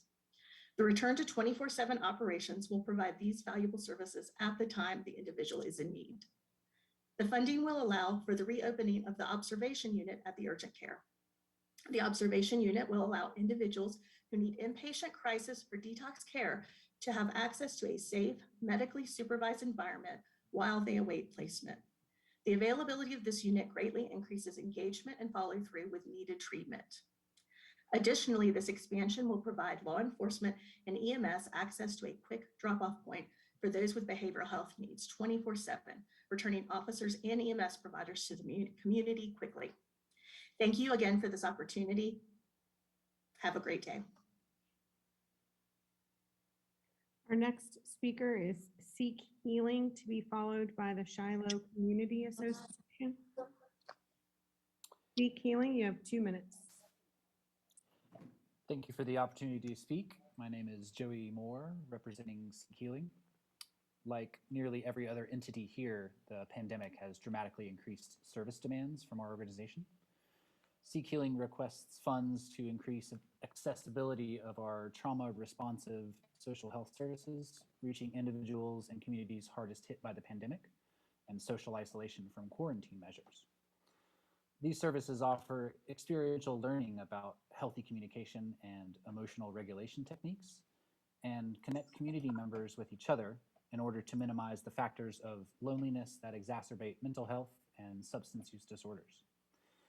With this project, we will fund several one-time or COVID-19 related programming costs to raise public awareness and improve social health for marginalized communities impacted by the pandemic.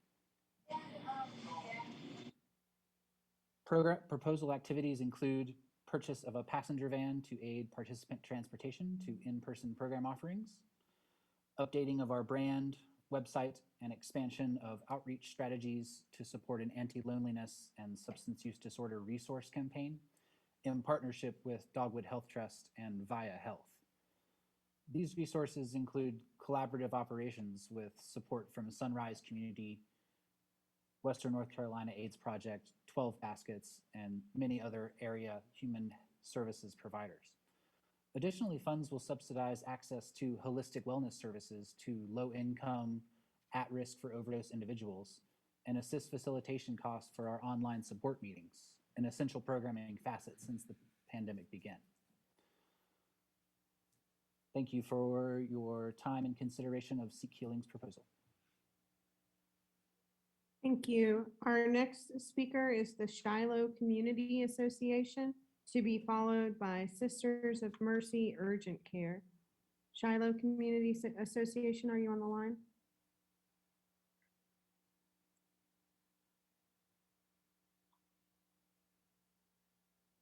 We'll move forward with Sisters of Mercy Urgent Care and come back to Shiloh. After Sisters of Mercy, we'll hear from the Sunrise Community for Recovery and Wellness. Sisters of Mercy, you have 2 minutes. Good afternoon. My name is Rachel Sossaman, and I have the privilege of serving as the president and CEO of Mercy Urgent Care here in Asheville, North Carolina. I don't think it's possible to adequately explain the catastrophic impact that this pandemic has had on healthcare organizations, and Mercy Urgent Care is no exception. We are the only independent nonprofit urgent care in all of Western North Carolina. We've been here since 1985. Each year, we provide more than $500,000 in uncompensated or undercompensated care in this region. But since the beginning of the pandemic, Mercy has provided just under 50,000 COVID tests in our community. That's more than half of the population of the city of Asheville. And we've provided just under 50% of all COVID testing services in the Asheville area. But providing this service, along with telemedicine services, has resulted in over $110,000 of unbudgeted expense on technology for telemedicine services and a supply expense of over $1.2 million at an increase of 374%. Our lab fees alone cost us over $300,000 last year at an increase of 117%. It's a cruel reality that the very people we hail as heroes on the front lines of this pandemic did so in an environment where they knew the cost of our service jeopardized not only their own mental health, but frankly, the very operational sustainability of the organization in which they worked. In spite of that sobering reality, we've shown up on the front lines every day to serve our community at the very time in our history when it mattered most for us to be here. If ever there is a time for our city and community to demonstrate your full support of the healthcare heroes at Mercy Urgent Care and the sacrifices made in a time of unprecedented crisis, that time is now, and that opportunity is this one. Thank you. Thank you. Our next speaker will be Sunrise Community for Recovery and Wellness, to be followed by Swannanoa Valley Child Care Council. Sunrise Community, you have 2 minutes.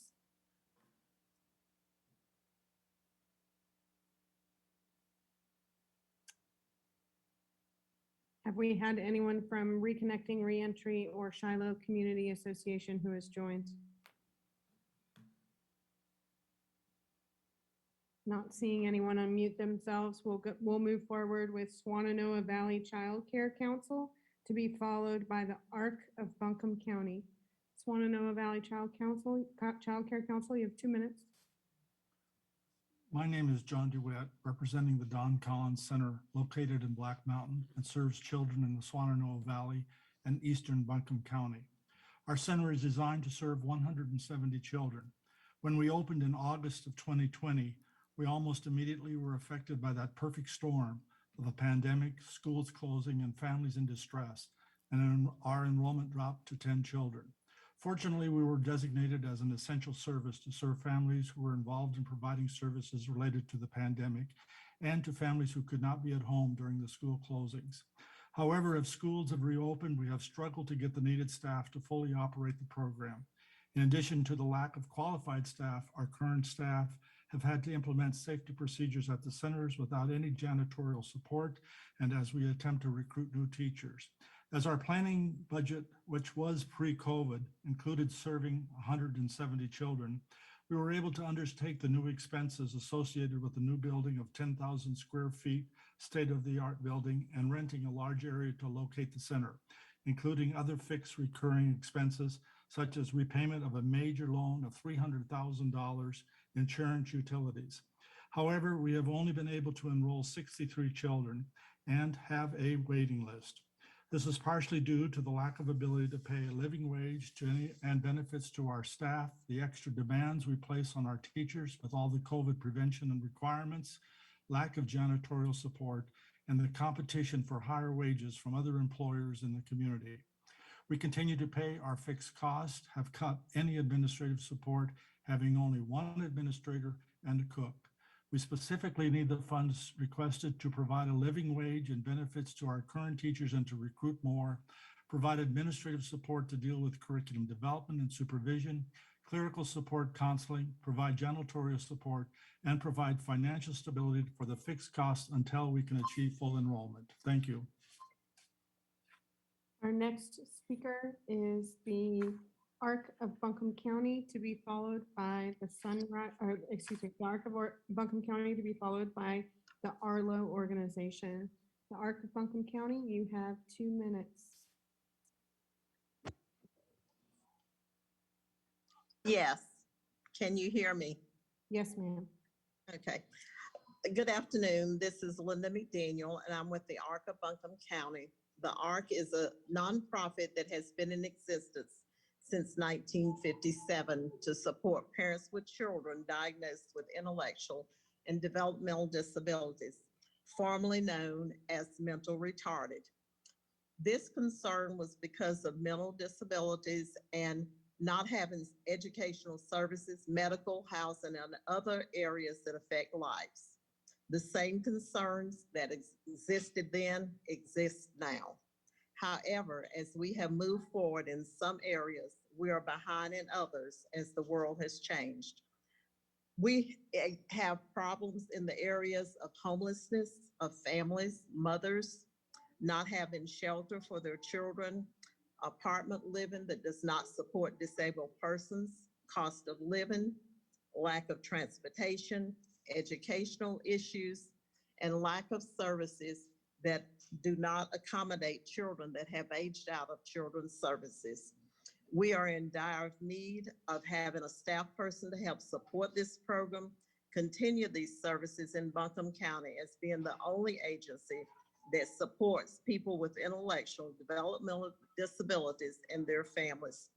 Please consider the most vulnerable people and help us continue to survive and thrive and help the families thrive and survive. We thank you for your cooperation and listening to our story. Thank you. Our next speaker is the Arlo organization, to be followed by the Council on Aging of Buncombe County. Arlo organization, you have 2 minutes. Hi, thank you. My name is Nicholas Allison. I'm representing the Arlo organization. This project is designed to provide sober housing and change the way that halfway houses and sober living facilities operate and provide services. COVID-19 has disproportionately affected and further marginalized the population struggling with addiction, as you've all heard. The proposal contained here is a new concept that will allow and incentivize individuals suffering from addiction to better their lives after the traditional detox and treatment is complete. Currently, halfway houses and sober living is a large part of the recovery process. After the detox and the treatment, it then is followed typically with an IOP and a halfway house experience. We believe that there's a fundamental issue with how that's provided. There are rent payments made so that the house exists. What we would like to do is to provide scholarships for people to have a safe and sober place to live while meeting certain requirements in order to leave the house with a proper resume, job, life skills, bank accounts, and money to get ahead, to get a head start in returning to a normal life. The funds requested will be utilized to provide 100% scholarship-based housing for approximately 48 individuals for a 3-month period over the next 24 months. During their time at the residence, they will pay rent as per norm. However, that rent payment will be escrowed in an account. And once they graduate from the program, those rent payments will be deposited into the bank accounts that they establish while living at the house, so that they have a fresh start and a little bit of money to get ahead and become productive members of society. I really appreciate your consideration. Our next speaker is the Council on Aging, to be followed by the Firefly Gathering. Council on Aging, you have 2 minutes. Thank you. This is Heather Bauer representing Council on Aging of Buncombe County.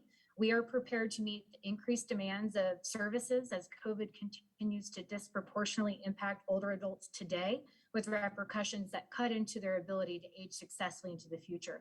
Our work plan focuses on elder justice and social health needs through care management, community education, and broadened service navigation heightened due to COVID-19. Target groups include adults at high risk for abuse, low-income seniors, people suffering from social isolation, living with cognitive impairment, and the food insecure. With more than 71,000 people in Buncombe over the age of 60 today, now is the time for us to rise up to build upon our programs, expand traditional eligibility criteria, and increase capacity to put food on the table, create financial security, and deliver resources to more adults and their families than ever before. Our application aligns the county strategic plan, age-friendly action plan, and these funds can be put to work immediately at the local level. We will accomplish mission value goals for service, education, and advocacy through expansion of our core workforce and programming, including access to fresh foods, job creation, volunteer services, and emergency planning. In addition to nonprofit partners and civic collaborators, we've identified committed age and dementia-friendly vendors. A portion of their requested funds would pay for services such as cleaning, downsizing, emergency items, and technology like phones, laptops, and data packages. We've always been known to do a little with a lot. a lot with a little in our no-cost, high-yield consumer programming, but these programs have high demand and costs that continue to grow more rapidly with the impact of COVID on the individual, community, and care economy. So thank you for the opportunity to serve in this capacity as we all age together here, enhancing lives today, creating lasting impact on the community. Thank you. I understand the Firefly Gathering will not be joining us today, so our next speaker will be the Mediation Center, to be followed by the Seraph Foundation. Mediation Center, you have 2 minutes. Thank you. Good afternoon. I manage the Domestic Violence Program at Pisgah Legal Services. This is a collaborative application between 4 long-term partners: Pisgah Legal, the Mediation Center, Helpmate, and Our Voice. We've worked together for many years to provide services to survivors of domestic and sexual violence and child abuse. We know this partnership works, and none of this work duplicates any other application before the county. Together, we support survivors like a mother we'll call Jenny. Jenny makes minimum wage, but just when she had saved some money to leave her violently abusive husband, the pandemic hit. Her children were suddenly home from school. Housing options were more scarce than ever. Through the pandemic, the abuse only got worse, and she noticed that her children stuck at home had started imitating her husband's behavior. So she's trying again to leave now that the children are back in school, but she needs a plan and she needs support. She is also terrified of going to custody court. She knows it will only make her husband more angry, and she's sure he'll find the money for an attorney. Jenny is experiencing the shadow pandemic. As COVID-19 restrictions ease, victims are seeking services in Buncombe County in increased numbers, and the severity of victimization in Buncombe County has also increased, requiring more complex counseling and more complex legal services in response. But at this moment, when survivors are gathering strength again to take those dangerous next steps to leave, all 4 of these supportive organizations are experiencing a sudden significant gap in federal funding from Voca. Voca has been by far the largest source of funding for these programs for many years. Voca funding trickles down from the federal level to states to our local agencies. As of October 1st, we all face a 4-year gap in funding before it's replaced again. It's finite, but we need alternative funding temporarily to maintain services through the next few years. We first asked the state to disperse its ARPA funding, and we're told to go to local governments instead.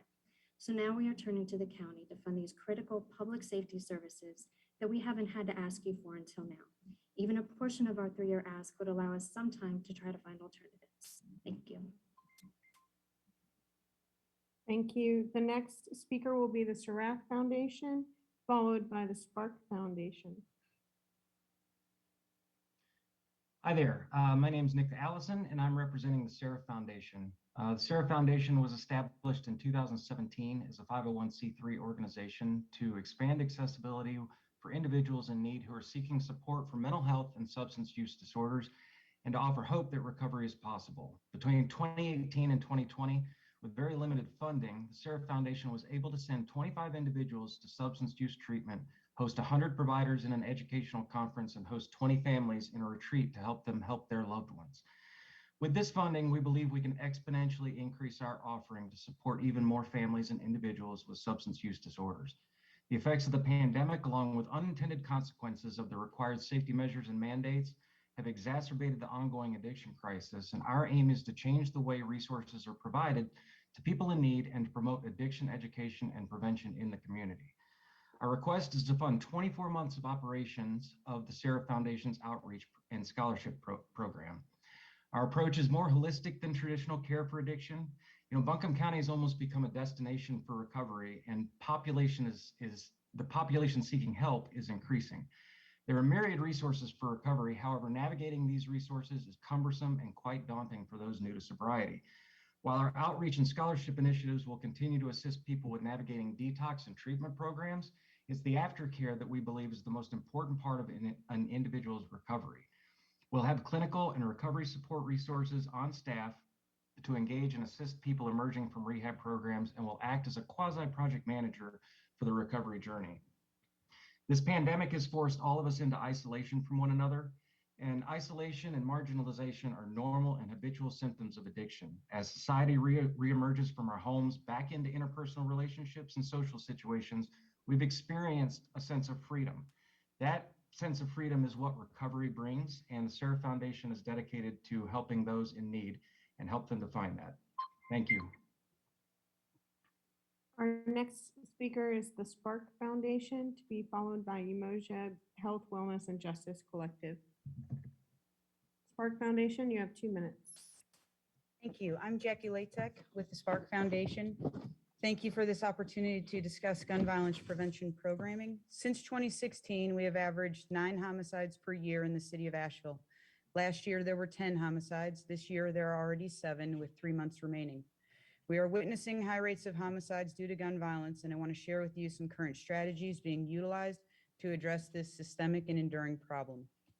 When we understand that the root causes of gun violence include income inequality, poverty, underfunded public housing, under-resourced public services, underperforming schools, lack of opportunity, hopelessness, and easy access to firearms, when we understand these root causes, we can develop strategies to address them. In June of this year, the White House released a statement on their comprehensive strategy to prevent and respond to gun crime and ensure public safety. Our collaborative program is currently implementing 3 of the 5 strategies, which are: first, providing credible messengers who directly intervene as well as connect people to social, health, wellness, and economic services; 2, expand programming, employment opportunities, and other services for teens and young adults; and 3, help formerly incarcerated individuals successfully reenter their communities. This one-time funding opportunity would allow the team to enhance each of these strategies over the next 2 years.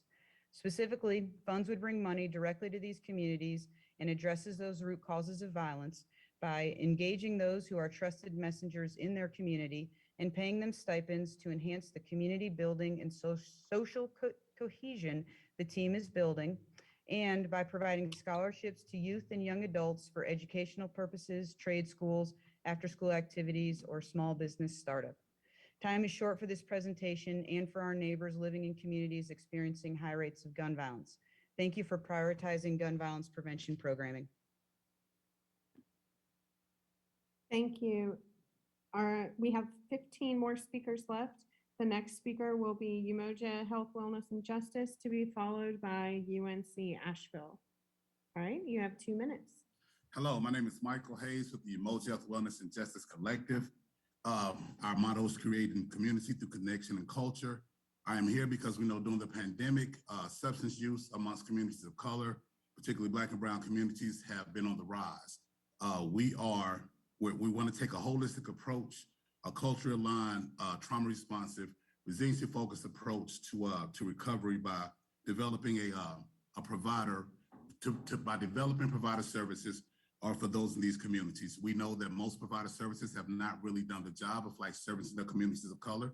So we have been working on this process for about a year now by developing peer support specialists and developing partnerships with those who are counselors, with those who are therapists, like a therapist like me, counselors like From the Ashes, who can help with other services. We are prepared to actually start with a mobile crisis unit, to have 24-hour mobile crisis hotline, as well as peer support specialists that we will put in the community. This is not to take away from any provider that is in the work that they've been doing, but we know, because it is evidence-based, that peer support specialists have a greater impact on those who are going through substance use and mental health disorders when it is somebody that looks like them, that might have come from a place that they have come from, that might have a similar background. So we developed a peer support specialist in order for us to move into becoming a provider and providing services for those in the communities that we come from. We hopefully that we can put our heads together and come up with the money that we need to make this happen. But our approach is always going to be culturally aligned, trauma-informed, resiliency-focused. It's a holistic approach, but it's a real approach that works. We've seen it work, and we're hoping to have partnerships that continue to serve our community, to give our community exactly what is needed so that we can rebound and become successful, so that we can become landowners, homeowners, and so that we can have the best impact for adversely impacted community through healing. Thank you for your time. Thank you. Our next speaker will be UNC Asheville, to be followed by the United Way of Asheville and Buncombe County. Hi, everyone. I'm Janet Cohn, representing the University of North Carolina, Asheville, and I want to talk to you briefly about the Carl Strauss track on our campus. Our track has always been open to the residents of Buncombe County as a facility for walking, jogging, running training for people of all ages. In fact, during the COVID, over the past 18 months, we made the strategic decision to leave our facility open to allow our community members to find healthy exercise options. We would turn on the lights at 5:30 in the morning and turn them off at 10 p.m. at night. And throughout that time, we noticed how many of our community members were working out, finding ways to exercise and stay healthy. Unfortunately, as we have been going through this time and prior to the COVID outbreak, we had a plan put in place to help renovate the track surface itself. Through so many users, the track has really seen its time as a healthy resource because it's worn out. So what we would ask is some funding so that we might renovate the track surface itself. And to do that, we would be able to allow not only the community residents continue to use it along with our own track programs, Special Olympics, high school teams, but also to expand the scope of what's going to happen on that track to include even a more diverse community member to come to UNC Asheville and work out in a healthy environment. So thank you for this time and thank you for the consideration. Much appreciated. And go Bulldogs. Thank you. Our next speaker will be United Way of Asheville and Buncombe County, to be followed by W4H Asheville Working Wheels. Hello, my name is Lance Edwards. I'm Vice President of Community Impact for United Way. We all agree that economic stability, health, or educational outcomes should not be predictable by race, home language, or income, yet they often are. Similarly, the disproportionate impact of the pandemic, specifically on communities of color and low-wealth communities, was quickly evident in the lives of students and their families.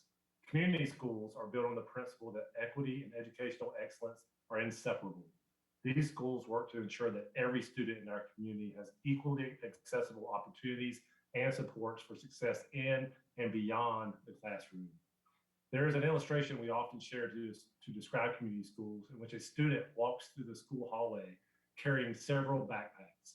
Each bag is labeled, one with hunger, another one with lack of summer programming, another one with structural racism, another with a lack of healthcare access, and there could be many more labels and bags. The caption underneath reads, "Can someone help me with these bags? I'm late for math class." We have 7 community schools, each with a full-time coordinator spread throughout the county right now, working alongside parents, students, service providers, and businesses to lighten the load of these backpacks. We hope to add 2 more community schools next year. These schools are actively wrapping a network of community partners around their school while transforming the school into a hub of support for the surrounding community. This holistic approach includes integrated student supports, such as on-site health centers, food resources, and expanded mental health services, family and community engagement, such as homework diners and on-site parent leadership programs, expanded and enriched learning opportunities, such as school-specific mentoring and tutoring programs, and collaborative leadership practices, such as students participating in the hiring process for new community school coordinators. This work is more important now than ever, and we appreciate your consideration. Thank you. Our next speaker will be Working Wheels, to be followed by Warrior Moms. Working Wheels, you have 2 minutes. Hello, my name is Jamie Beasley, the Director of Working Wheels. Working Wheels requests $92,000 to expand our vehicle repair program to reach 100 families in Buncombe County who have been negatively impacted by COVID-19. A report by the UNC Department of Public Policy about the impact of COVID-19 found that when compared to white households, Black and Latino households are experiencing a more severe loss of income, increase in housing insecurity, and onset of mental health issues. In response to this reality for this project, we have selected 6 community partners who work with a high percentage of Black and Latino clients. Each organization will be able to refer 17 clients to Working Wheels for a deeply discounted vehicle repair over a 2-year time frame. We're talking about Asheville Housing Authority, Buncombe County Reentry Council, Pisgah Legal, the YWCA, Ymca, Open Doors. These vehicle repairs will give direct financial assistance to marginalized households at a time when savings are low and needed for other things. Furthermore, the vehicle, once repaired, will continue to enable the owner to generate an income, access medical appointments, take children to school events, and so many other activities that lead to a high quality of life. As our local economy recovers, there are a great deal of jobs available. However, people need dependable transportation to obtain and keep those jobs. Expanding the vehicle repair program at Working Wheels will shift some of the power back to the workers. A dependable car gives job seekers the chance to find a better opportunity across town rather than accepting an available but less desirable job close by. Access to affordable vehicle repairs can remove a barrier and empower a family to do what is best for them and their path forward. Thank you for considering this request. Thank you. Our next speaker will be Warrior Moms, to be followed by We Give a Share. I'm trying to do my video.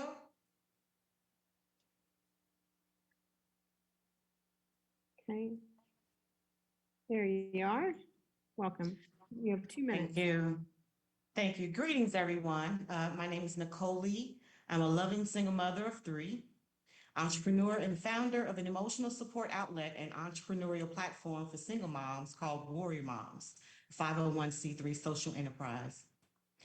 So there's a lot of work to be done to achieve an equitable world, and it's gonna require people working across against oppressive forces that fuel inequity.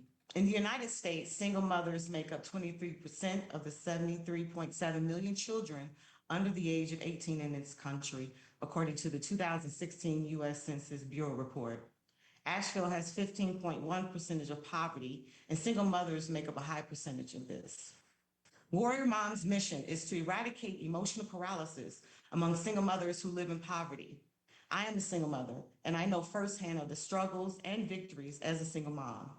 Our goal is to provide opportunities in emotional well-being and entrepreneurial training to develop the entrepreneurial mindset and business success. We will tailor our services for holistic solutions to the challenge and opportunities identified to address the emotional healing of single moms, her children, and her support system. We offer emotional well-being tools and practices, entrepreneurial success training materials and resources, and empowerment. Our outcome?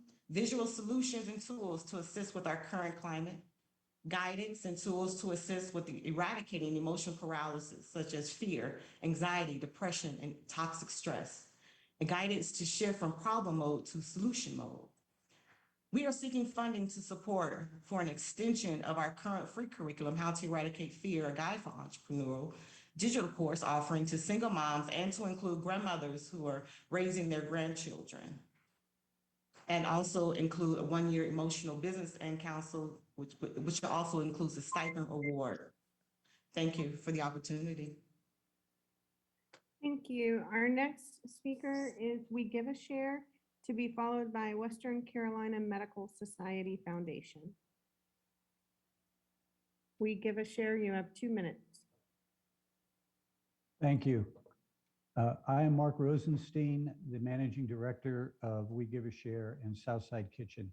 Commissioners, thank you for allowing me to share with you the work that We Give a Share and Southside Kitchen is doing, and to make a few points why this work is important and deserves county support. First, we are making all plates equal. In response to the outbreak of COVID-19 and the ongoing threat posed by inadequate access to nutritious food by vulnerable populations, We Give a Share and Southside Kitchen is helping to reduce the gap by providing low-cost and healthy food to our county's most at-risk citizens. Second, we are partnering with local farms. 60% of the ingredients we use are provided by local farms. In the 9 months we operated in 2020, we paid local farms $54,000, which helped produce 70,000 meals. We will exceed those numbers in 2021 with the addition of meals to school children and expanded services into the county. Third, we are continuing our focus on delivering job training. In 2012, the Board of Commissioners provided the initial investment to establish the Kitchen Ready Training Program. The program will continue its collaboration with AB Tech to train community members. And fourth, by the end of 2020, we project Southside Kitchen Food Services will fund 70% of the cost of kitchen operations. This amount does not include continued support from the community for direct farm purchases. Your support is essential to helping us reach our primary goal of making all plates equal, as well as establish the foundation to enable us to fulfill our mission. Thank you again.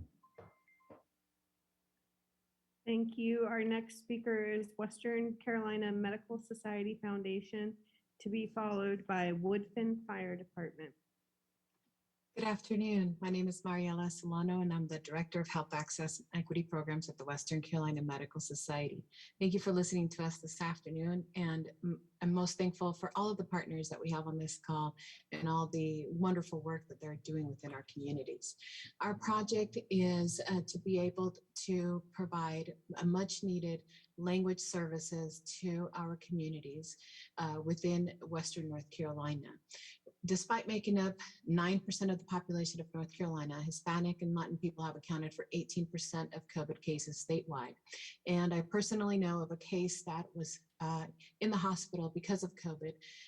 Both the married couple were in the hospital because of COVID, and they were not allotted language services while they were there. Therefore, when one of them passed away, the other spouse was in shock because they never received adequate information or language services to inform them of what was going on. 8.1% of the population in Buncombe County speaks a language other than English, and another 3.7 report that they speak English less than well. The most recent Buncombe County Health Community Health Assessment from 2018 states that there are huge health disparities among communities of color. Equity and access to healthcare was one of the top elements of a healthy community identified in that report. Language disparities lead to health disparities, and having high quality language services available to the limited English proficient speaking patients and also the deaf and the hard of hearing is a step towards health equity. And we thank you for your consideration for this grant.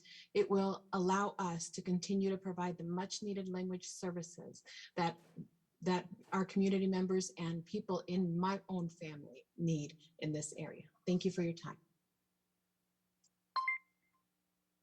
Thank you. Our next speaker is the Woodland Fire Department, to be followed by the Wortham Center for Performing Arts. Woodland Fire Department, you have 2 minutes. Thank you. Good afternoon, commissioners and everybody that's listening. My name is Bradley Collins with the Woodland Fire Department in Woodland, North Carolina. And our goal with this project is to prevent and mitigate COVID-19 by getting a personal protective equipment dryer.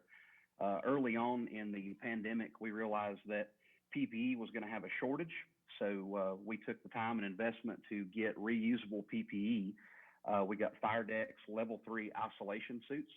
And with the PPE shortage that was going around the country and even in our area initially, we were able to have these suits on hand in case we were needed on an emergency call.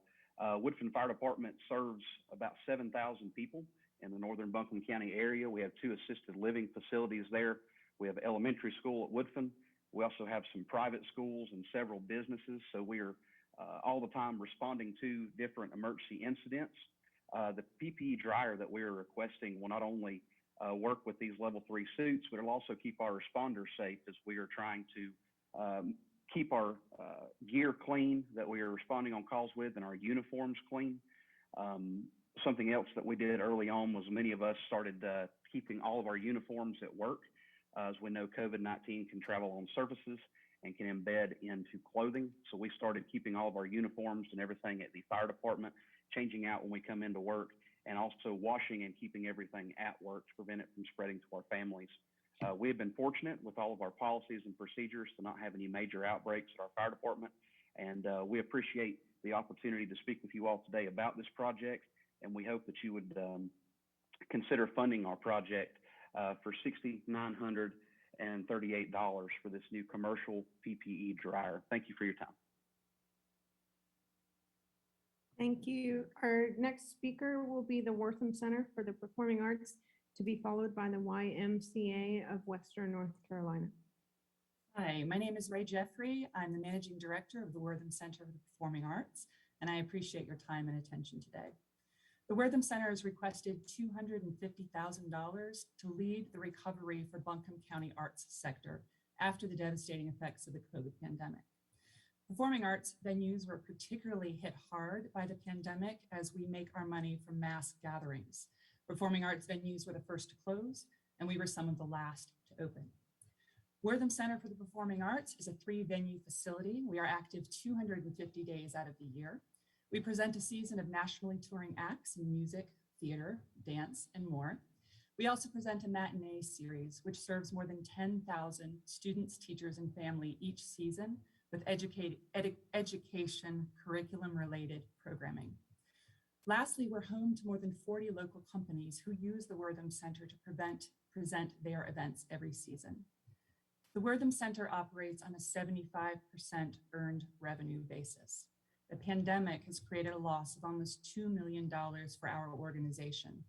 This funding will help the Wortham Center recover, to rebuild, and to continue to be a leader in our community, to serve more than 65,000 community members, 5,000 artists, and more than 40 different local companies. Arts and culture are an integral part of the fabric of our community and the foundation on which it was built. The arts are vital to community building, civic engagement, education, and economic development. The arts are essential. We appreciate the county's support of the Wortham Center for the Performing Arts and of the arts in our community. Thank you for all that you do to make Buncombe County a better place to live, work, and visit. Thank you. I'm sorry, Shiloh is here. Okay. If you can hear me. We can hear you, Miss Norma. The YMCA is going to go next, and then we'll have you go after the YMCA. Okay, thank you so much. All right, YMCA of Western North Carolina, you have 2 minutes. Okay, thank you and good afternoon. My name is Tim Blanco. I'm the Chief Operating Officer for the YMCA of Western North Carolina. We are the largest school-age provider of childcare and the largest provider of licensed school-age childcare in the state of North Carolina. Serving in that capacity, we know how critical our role is in our community's economic recovery. We understand how critical our role is in the life of parents and in that of the children that we serve every day. Currently, we are receiving calls from caseworkers, guidance counselors, and social workers on a daily basis as we are forced to place children in Buncombe County on a wait list. Right now, we have about 189 children on a wait list. Every time that we have to place families on a wait list, we know that we are forcing parents to make an often impossible decision. They either have to send their kids home alone, often in unsafe conditions, or delay returning to the workforce. And obviously that has negative consequences for the economic recovery of our community. The YMCA is also one of the few childcare providers that provides scholarships to families that are just above the poverty line and therefore unable to qualify for state subsidy vouchers. So having access to care in a YMCA after school program is something that's critical for our community. Our workforce is evolving and we need your support to adapt with it. In the 1920 academic year, we employed 24 college students. Today, we are only employing 12. Our workforce is evolving, and again, we need your support in evolving with it by creating the Youth Recovery and Workforce Capacity program and getting that off the ground so that we can continue to answer the needs and meet the needs of our children in this community. So once again, thank you for all your support. Thank you for your time today, and we wish you well.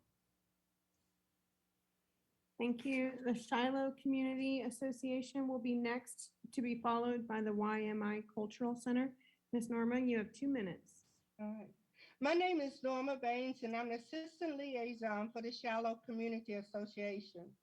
Building on the legacy and embracing the future, the Shiloh Community Resident Resource Center and the Shiloh Academy involves the building and development and implementation of education, economic, and health programs in the Shiloh community. The Resource Center, which is part of the Shiloh's Community 2025 plan, and we will realize based on over 15 years of research conducted by the Shiloh Community Association, community members, partners, and local universities. The Shiloh Resource Center will include the Shiloh Academy, where youth will foster in civic engagement through nonviolent communication training and professional development. Youth will learn skills, trades, including carpentry, electricity, masonry, plumbing, along with firefighting and police curriculum. The center will contain administrative offices, commercial kitchen, classroom for GEDs, professional literacy, mental health education, senior programs, tutoring, satellite campus for academic institutions. This COVID-19 recovery grant will enable the Shiloh community to strive despite current and historical inequities. The Stewards of Shiloh in the Shiloh Community Association's mission has been to dedicate and preserve the roots of our community, including fostering youth to become capable leaders. The SCA engages with multiple partnerships to support, expand programs in physical sustainability and historical preservation. We thank you for this opportunity. Thank you. Our next speaker will be the YMI Cultural Center, to be followed by YTL Training Program. We have 5 speakers remaining. So YMI Cultural Center, you have 2 minutes. YMI, are you on the line? Yes, can you hear me? We can hear you, yes. You have 2 minutes. For 128 years, the YMI has fulfilled its mission of promoting cultural preservation and elevating Black excellence through community engagement, advocacy, leadership development, and economic justice. As our region tackles equity and cultural empowerment, especially during COVID, YMI's role and responsibility grows. The YMI is a historical landmark on the corner of Eagle and South Market Street.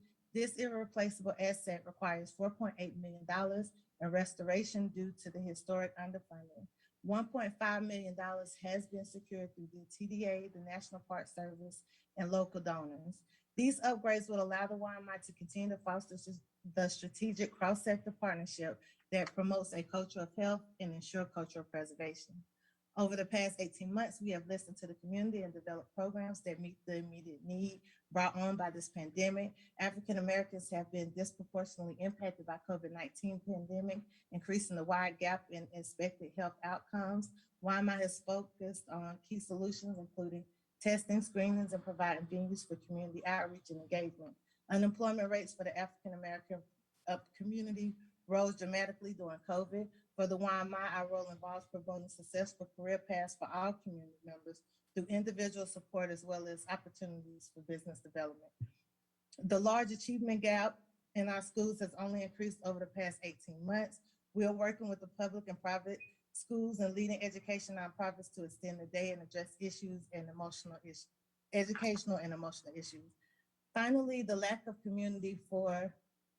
opportunity for intergenerational wealth sustainability is needed for permanent improvement.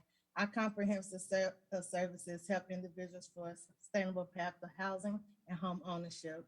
We know we cannot address any of this alone, and we rely on the support of our key stakeholders, including Buncombe County, for this support. Thank you. Thank you. Our next speaker will be the YTL Training Program, to be followed by the YWCA of Asheville and Western North Carolina. YTL, you have 2 minutes. Good afternoon. My name is Libby Kyles, and I'm the co-founder of YTL Training Programs. YTL began serving community in 2014. In March of 2020, when the world seemed to collapse, YTL was able to transition programming to online in order to make sure that we could serve our participants. We also transitioned to at-home learning to make sure that we were able to provide services for kids who had parents who had to work and were not able to take off and to be able to support their kids at home. We serviced over 40 kids every day of at-home learning, and we continue to service those kids over the summer. In addition to serving during at-home learning, we offer summer programming and after-school programming. And in the past, prior to the pandemic, we had an in-school advocate who worked with students that were struggling learners and needed other social and emotional support. So we've requested $600,000 over the next 3 years in order to build and strengthen our past work and continue to work to reduce the achievement gap by offering increased summer camps, offering more programming for up to 75 participants in our after-school programming. We seek to increase the achievement gains of participants whose gaps in learning increased during the COVID-19 crises. We worked diligently this summer with youth literacy and noted that 100% of the participants in that program gained over the summer. Our goal is to continue this forward movement and also to create opportunities for parents to be a part of that COVID recovery with after-school programming and with narratives and storytelling in the arts. Thank you. We really appreciate you taking the time to listen to us. Our kids are resilient. Our parents are resilient. At some point, we want to be able to relax and not have everyone have to be so resilient. Thank you. Thank you so much. The next speaker will be the YWCA of Asheville and Western North Carolina, to be followed by the Aurora Studio and Gallery. YWCA, you have 2 minutes. Good afternoon. I'm Diana Sierra, CEO of the YWCA of Asheville. I'm honored to be here representing 3 great organizations that are all led by women of color. The YWCA, lead applicant, Sisters Caring for Sisters, and Light a Path. Why is it important that we are women of color? Because we believe solutions should be led by those most impacted by the outcome. Commissioners, you joined us a little more than a year ago in declaring racism a public health crisis. And long before that declaration, we know that in Buncombe County, birth outcomes for Black mothers and their babies were dismal. Preventable diseases like diabetes and hypertension were claiming the health of so many in our community. And culturally responsive and affordable mental health care was simply inaccessible. These things are all true, and we know that disparities have only worsened during the pandemic. Our proposal addresses the concerns we've just highlighted by offering solutions that are rooted in our own experience as community-centered professionals, as women of color, and as active, involved Buncombe County residents.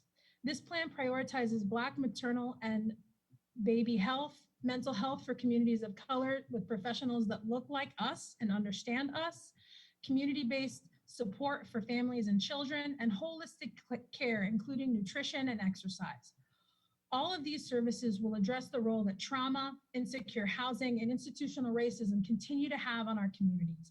And our proposal incorporates 3 out of the 4 community focus areas outlined in the county's 2025 strategic plan and reflects elements from 9 out of the 15 recovery fund eligibility categories.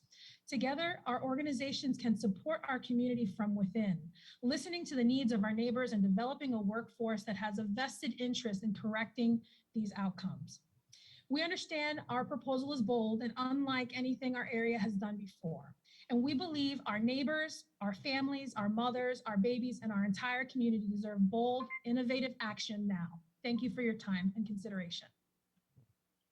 Thank you. Our next speaker will be the Aurora Studio and Gallery, to be followed by Collaborativa La Milpa. Aurora Studio, are you on the line? You have 2 minutes. I am. Thank you. I would like to thank the commissioners and my colleagues that are on the line for being here today. Aurora Studio and Gallery offers a unique support service for individuals who have been impacted by mental health needs, addiction, or being unhoused. We provide a supportive art space for those individuals, which helps to enhance social skills and a safe, sober environment. It's a means of maintenance for many people who are in the recovery community. And it's a service that individuals would not otherwise be able to obtain nor afford. In the 2018 Buncombe County Needs Assessment, the top 3 items of need in our area were substance use disorder, general mental health disorders, and anxiety and depression. This has only increased, as we know, due to the pandemic.